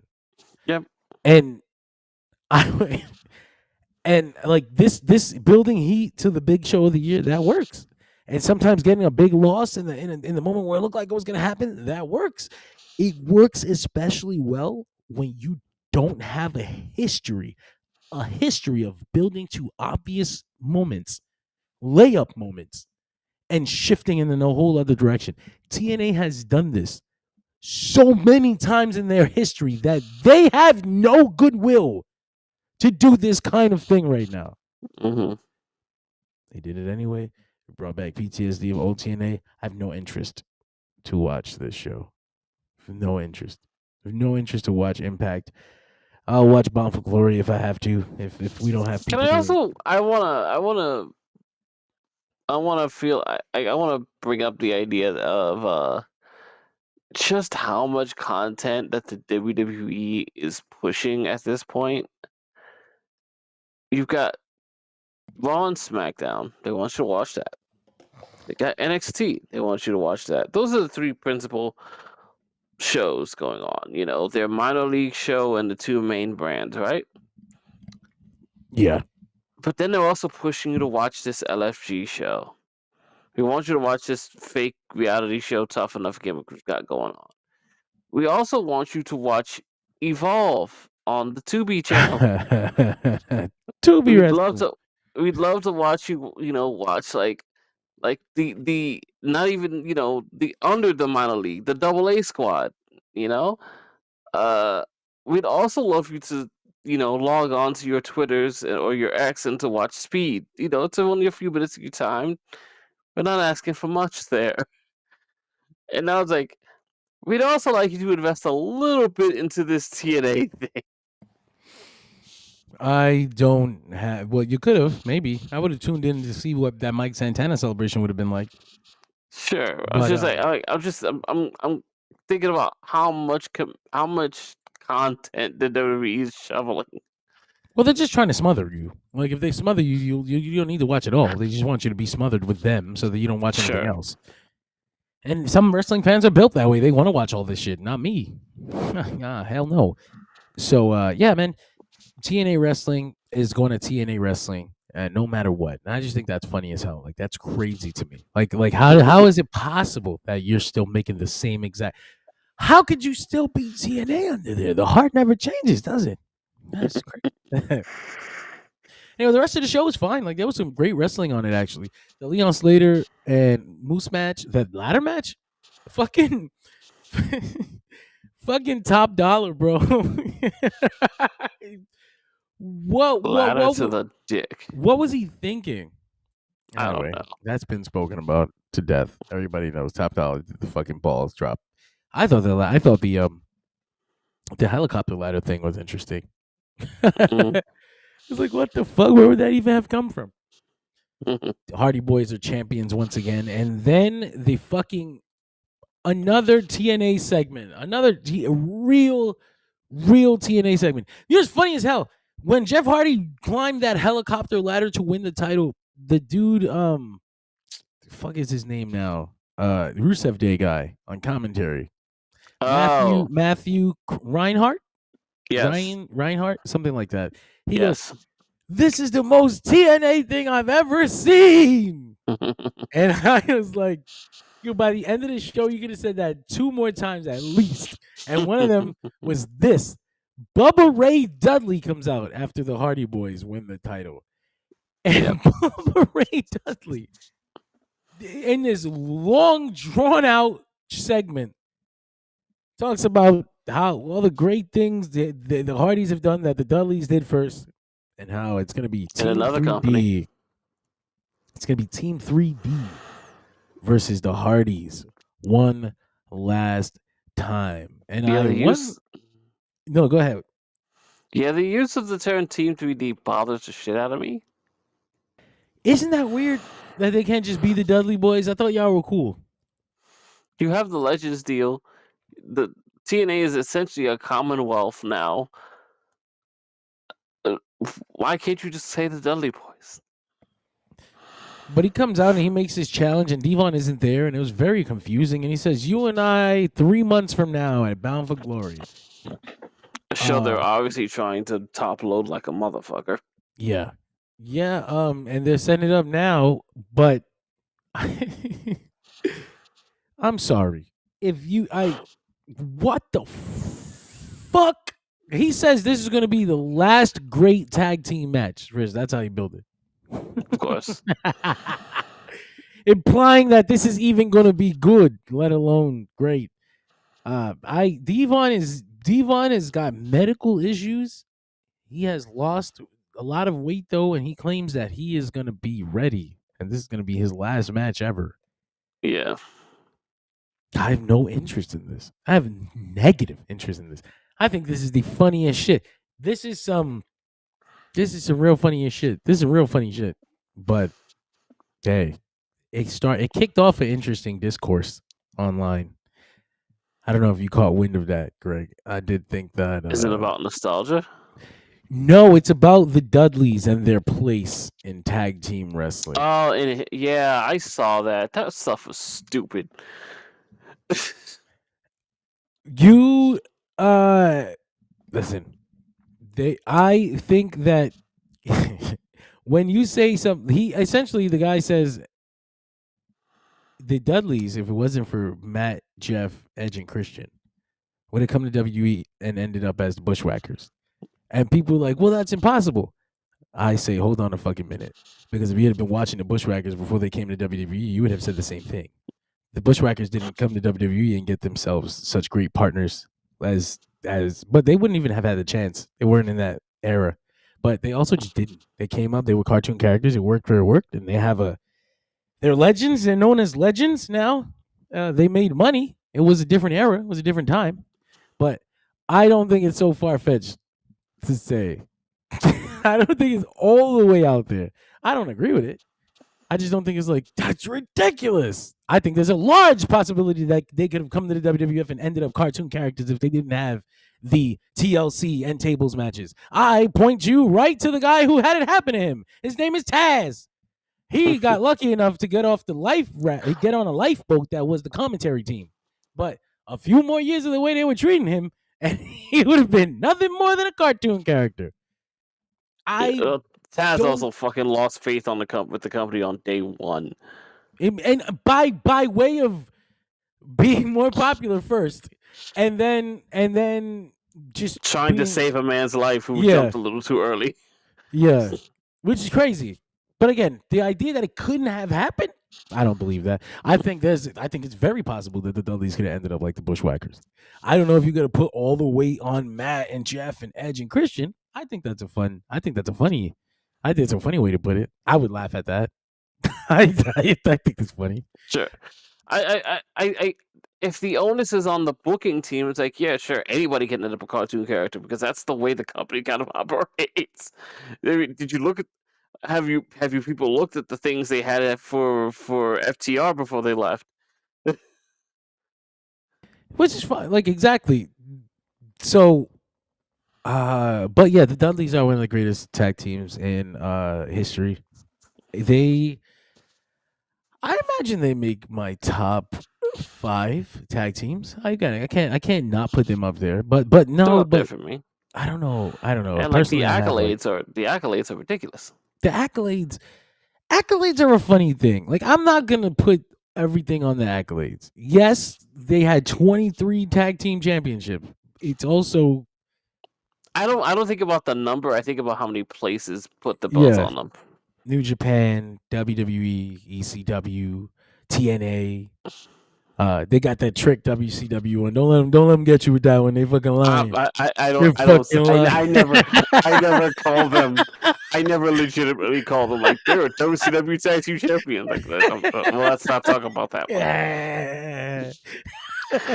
I refuse to call The Rock a WCW World Champion. Right? Like, no. Bro, it was so petty. I will Can we take never that belt say off that you, please? shit. Can we have your belts? All you guys are fucking lame.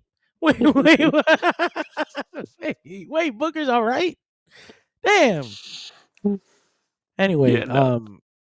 I also like because it's like I have the Road Warriors.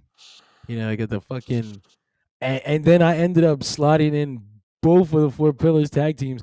And if I wanted to be sneaky, I could throw in another combination in there, and they might take 3 of the top 5 spots.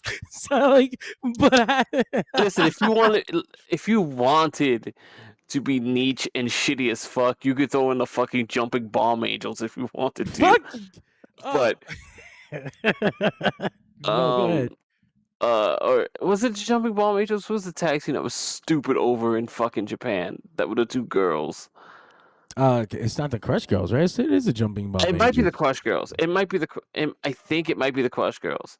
I think they were stupid popular in Japan, like sellouts all over the place. I'm gonna be like massive. Excuse me, have you ever seen the Kobashi and Kikuchi versus Furnace? Furnace and LaFon. Crawford, yeah. I'm sorry. But I'm not trying to be niche. I'm trying to think of like different reasons. Not a why, great tag team, but benefited from it being Kikuchi's hometown and him getting to be the super baby face in that moment. I think Road Warriors, Hardys, fucking Holy Demon Army, and I put the Young Bucks up there. I'm incredibly partial to the Brainbusters, or the Brainbusters. Yes, I mean, and then if you study 80s American wrestling, you're gonna find some of the greatest tag teams that ever existed.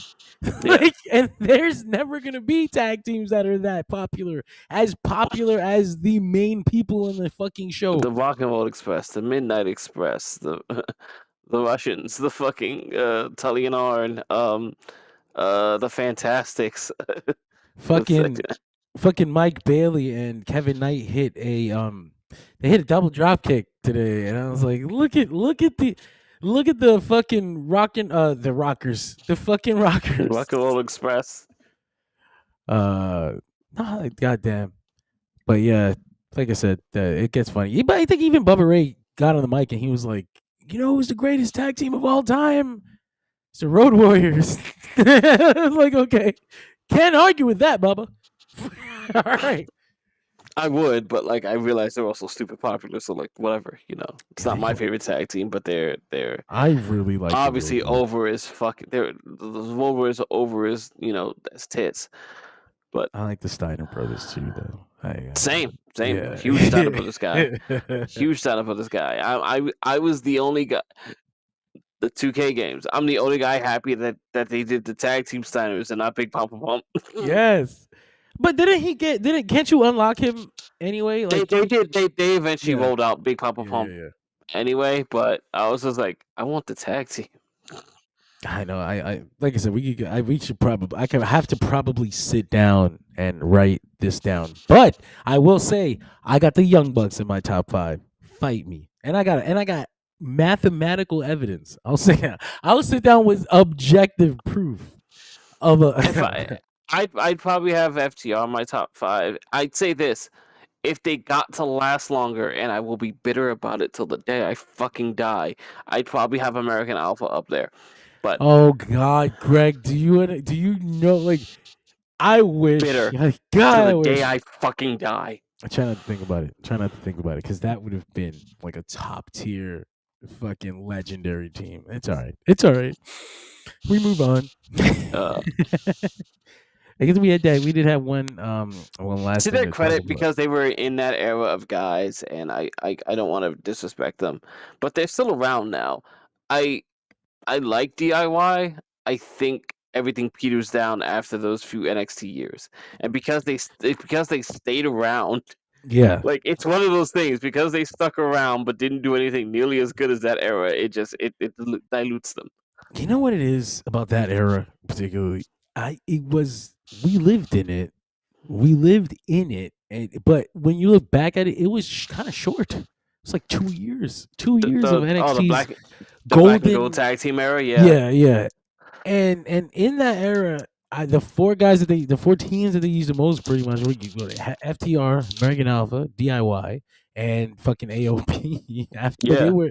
But they benefited off of being with those guys. Like AOP kind of sucks. Oh yeah. But they benefited off of being with the other 4. And you know, the thing is, like, AOP would always like the AOP spot was like a revolving door spot of guys that got introduced to that triangle. So it was AOP, or it was Enzo and Cass, or it was the Ascension, or yeah. Or it was like toward the end of it, it was fucking Sanity. Like there was that revolving door 4th piece. The FTR was lucky enough to get that extension of their career after they left. Yes, they got to reprove themselves, and they had the era. Like their 2022 is just unstoppable. Like the image of them with tag team championships that they legitimately won from all these promotions at the same time. That they actually got booked to win. And at the same time, it's just nuts. And of course, that final fucking piece. I swear to God, Tony motherfucker, I ain't never been more let down by AEW and Tony Khan than by them not running the Bucks versus the winner FTR take all for winner take all. Yeah. God, what are the politics? Like, what politics could have kept that from happening? But I can only imagine that I hate to say this, but when I do the math, right, politics that would keep this match from happening involve the titles changing hands. If the titles aren't changing hands from FTR to the Young Bucks, there should be no issue with moving the AEW titles from the Young Bucks to FTR. You own them. So I can only imagine there is a reason why they didn't want to take the belts off the Young Bucks. And as far as hindsight goes, I can see nothing. No story. I can't even remember what they did.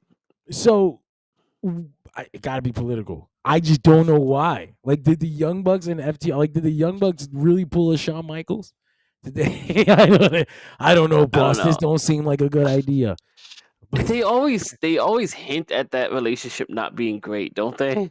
They do, but I never know if it's kayfabe either. Like, yeah, I understand. Funny. I understand what you mean. What was I gonna say? FTR, also my favorite collision match of all time. It's Bullet Club Gold of all people. I was gonna say they've done it a couple times. The Bullet Club Gold one is the one that sticks out. What was that, like 59 minutes? Yeah, They 2 love or 3 falls, Collision. right? Yeah, they love Collision so much. They, but yeah, man, we had one last thing to talk about, and I guess that was just the SummerSlam direction as of now. You Let's talk will about it. be in attendance, sir. I Both nights. expect live coverage from you. I expect photos and interviews. Photos I can interviews. What the fuck you think I am? Jesus Christ. Lois Lane. I look like Lee Marshall, you motherfucker. Ron Trope. Lance Catamaran. No, Do you even get that one? no, but I know the name. Like I've heard that referenced elsewhere. Lance Catamaran was the John Cena gimmick on Southpaw. There you go. Okay, I was like, I know this name. He recently brought it back for his presidential movie. Oh shit! Shut the fuck up for the movie he's doing with Idris Elba. Yes, I gotta see that. I'll send it to you when we get finished. Honestly, I've never watched any of the Southpaw stuff. Really? Never seen any of it. Oh, I've dude, it's the funniest fucking advertisement for KFC you've ever seen. It's just them. It's just them in gimmicks. It's even Bryan. Bryan does 2 of them. That seems exactly like the type of thing Bryan would be volunteering for. No, I haven't even explained it. You don't even understand it. Bryan is feuding with himself. Wait, what? Bryan is playing an all-American character and a Frenchman, and they are in a match with each other. So he's just 2 characters fighting with. That's yeah. I gotta check this. I gotta find one of those YouTube playlists. That's unbelievable. And you get the best performance you've ever seen from Carl Anderson and Luke Gallows. Which is definitely something because those are few and far between. Listen, Tex Ferguson and Chad Too Bad have been more interesting than the OC ever were. I think they understood that because they tried to steal them. They tried to steal those gimmicks and leave with them, but they did do like a no. Those version? are theirs. Oh, it's theirs. Okay. No, so technically the versions on Southpaw are like toned down versions because the gimmicks they did, I think they did it for the Road Diaries or some shit like that. It's Sex Ferguson. Oh, okay. That sounds very familiar now. Yeah, it's supposed to be Sex Ferguson, but he can't do that on the fucking KFC ad, so they did Tex Ferguson. That's fucking great. And Chad Too Bad was something Carl Anderson had did, I think, way before. It was something Chad based. So, yeah, that like those belong to them. Those were theirs. And that's why they did that dumb pay-per-view where they did the main event. I have that on my Fight TV still. I'm so sorry for you. But we're headed into SummerSlam, and Seth Rollins' injury has changed the way the card is structured. Supposedly. We got Roman Reigns and Jey Uso confirmed to take on Braun Breaker and Bronson Reed. Yeah. Braun squared. At SummerSlam, Seth Rollins is supposed to be out for a long, long time, they say. But it is murky. Nobody really knows if it's a shoot, if it's a work, if he's hurt, if he's not. Is he going to show up at SummerSlam and take the World Championship from CM Punk? Gosh, God only knows. CM Punk and Gunther is another match on the card. Greg, in case you were wondering why he would take the championship from CM Punk. Yeah. I think what do you mean, sir? You know, that match almost doesn't work if Rollins in here, right? Because what you're gonna tell me CM Punk just beats Gunther? Like, that's it? Fuck, that's interesting. I guess it could happen, and you could just hold off and wait for Rollins to be better and then do it. Good. But I kind of hate that for Gunther. But I mean, I guess I guess. But especially if you think Raw needs a marquee act, if Seth isn't there, I don't know. Yeah, it makes sense. You can put the title on Punk, and now he's your main guy. But I guess him and Triple H have a good relationship now. It's not too far fetched to imagine they can position him there until Rollins Yeah, and then comes like back. he can, and like there's no reason he can't just fucking fight Braun and Bronson. He actually has asked to work with Bronson Reed. That should happen sooner than later. They've worked on house shows, but like I guess this would be an opportunity for them to work on TV. I am. I'm a big Gunther fan. He's the way he got it back from understand. Jey Uso was so satisfying. It's gonna be funny as hell to see him run through Goldberg and then get pinned by CM Punk. It couldn't satisfy me because I knew it was about Goldberg.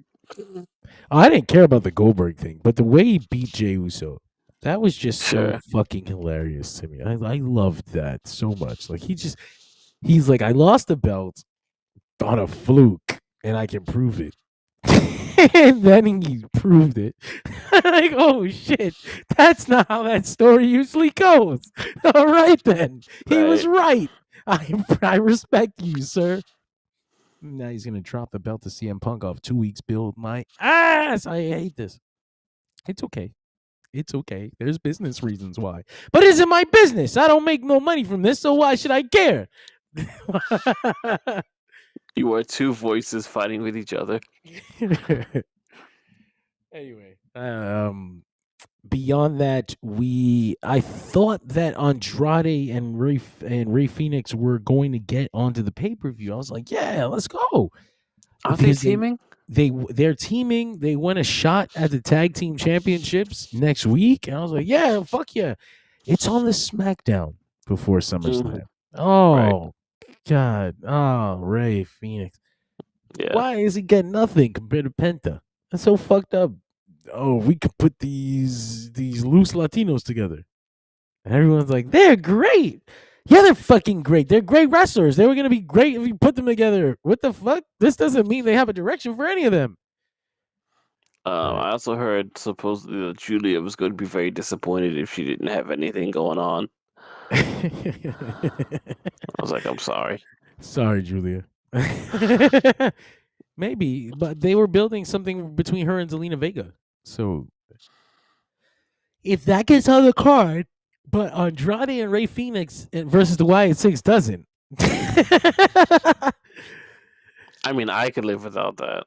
Sorry, Greg. 2 days though. SummerSlam. It's 2 the Wyatt days. Six. I could go with it. Yep, 2 days. 2 days, and so far they got about 4 matches each. I thought they had 6. Is it 6 matches each? Oh shit! Let me pull up this card real fast. I had it, then I lost it. I had an image.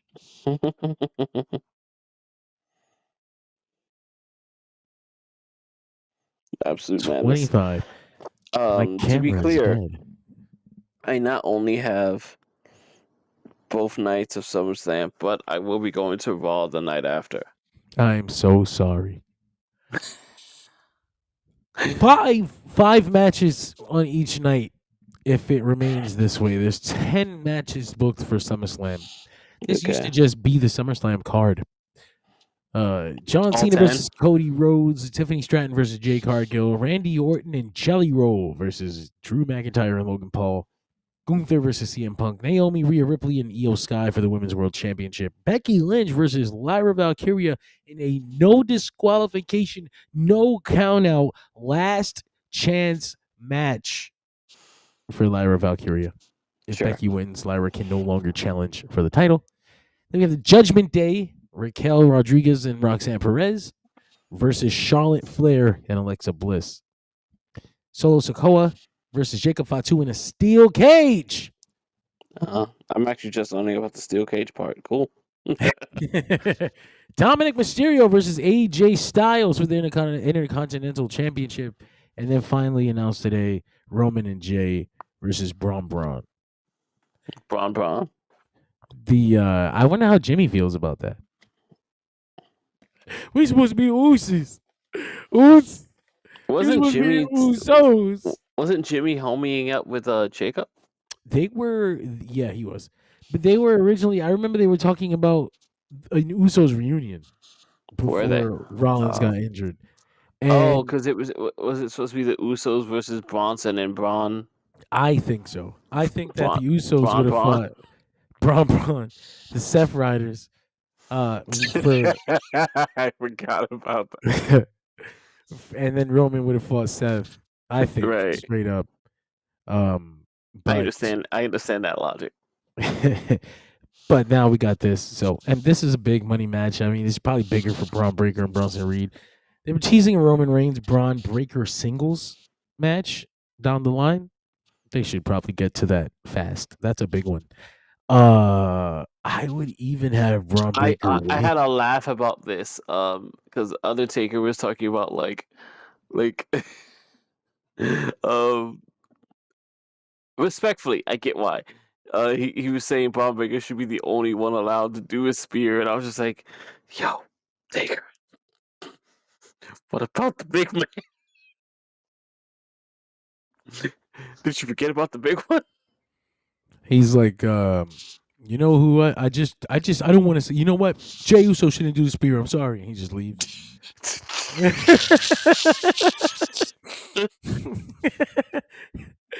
I was trying to be nice.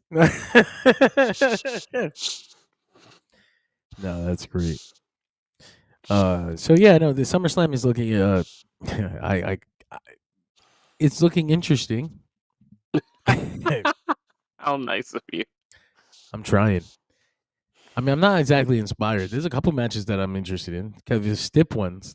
Like I want to see how Dominic and AJ do. AJ Styles giving Dominic the best match of his life would be something. Yes, it would. I don't know if AJ's got that in him. I don't know. I just don't know where AJ Styles is now. Like, does AJ Styles have an AJ Styles inside of him still? I'm so worried. They've had him locked. Or, I mean, he's old too, but they haven't put him in anything significant. Any matches that go past 15 minutes. Well, now he's trying to prove that Dominic's healthy. He's dressing up in jobs and doing cartoon stuff. And hey, look, I get it. It's WWE. I'm just glad AJ Styles is going to go out with the legacy he deserves. But also, I really miss AJ Styles. I miss so much.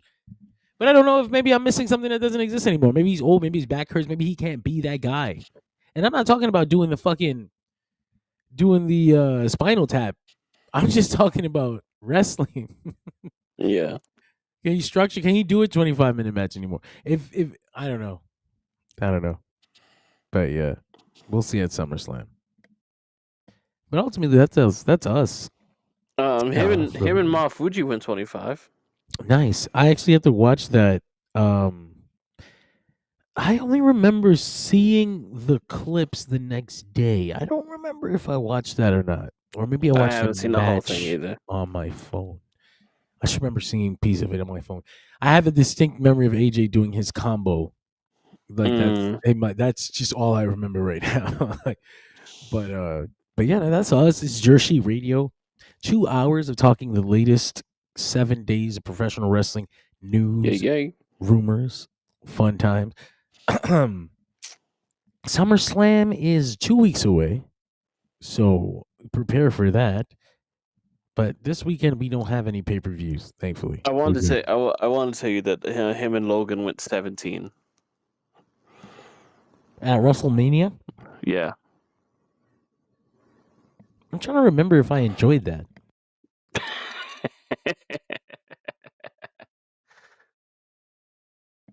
I don't remember if I like.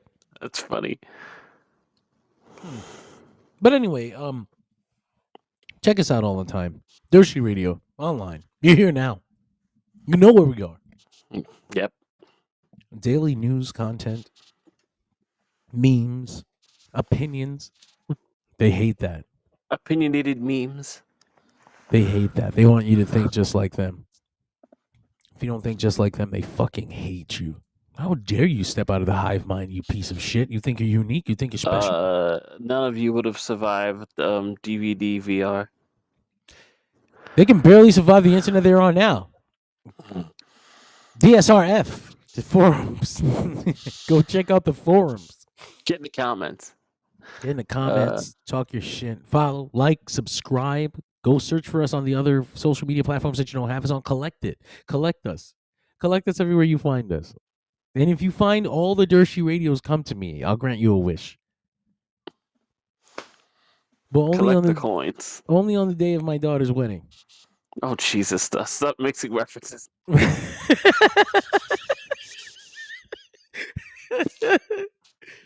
Oh shit. No, guys. You guys have a good night. Say hello to my little friend.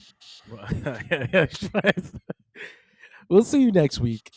God, I am so tired. No, goodbye. You.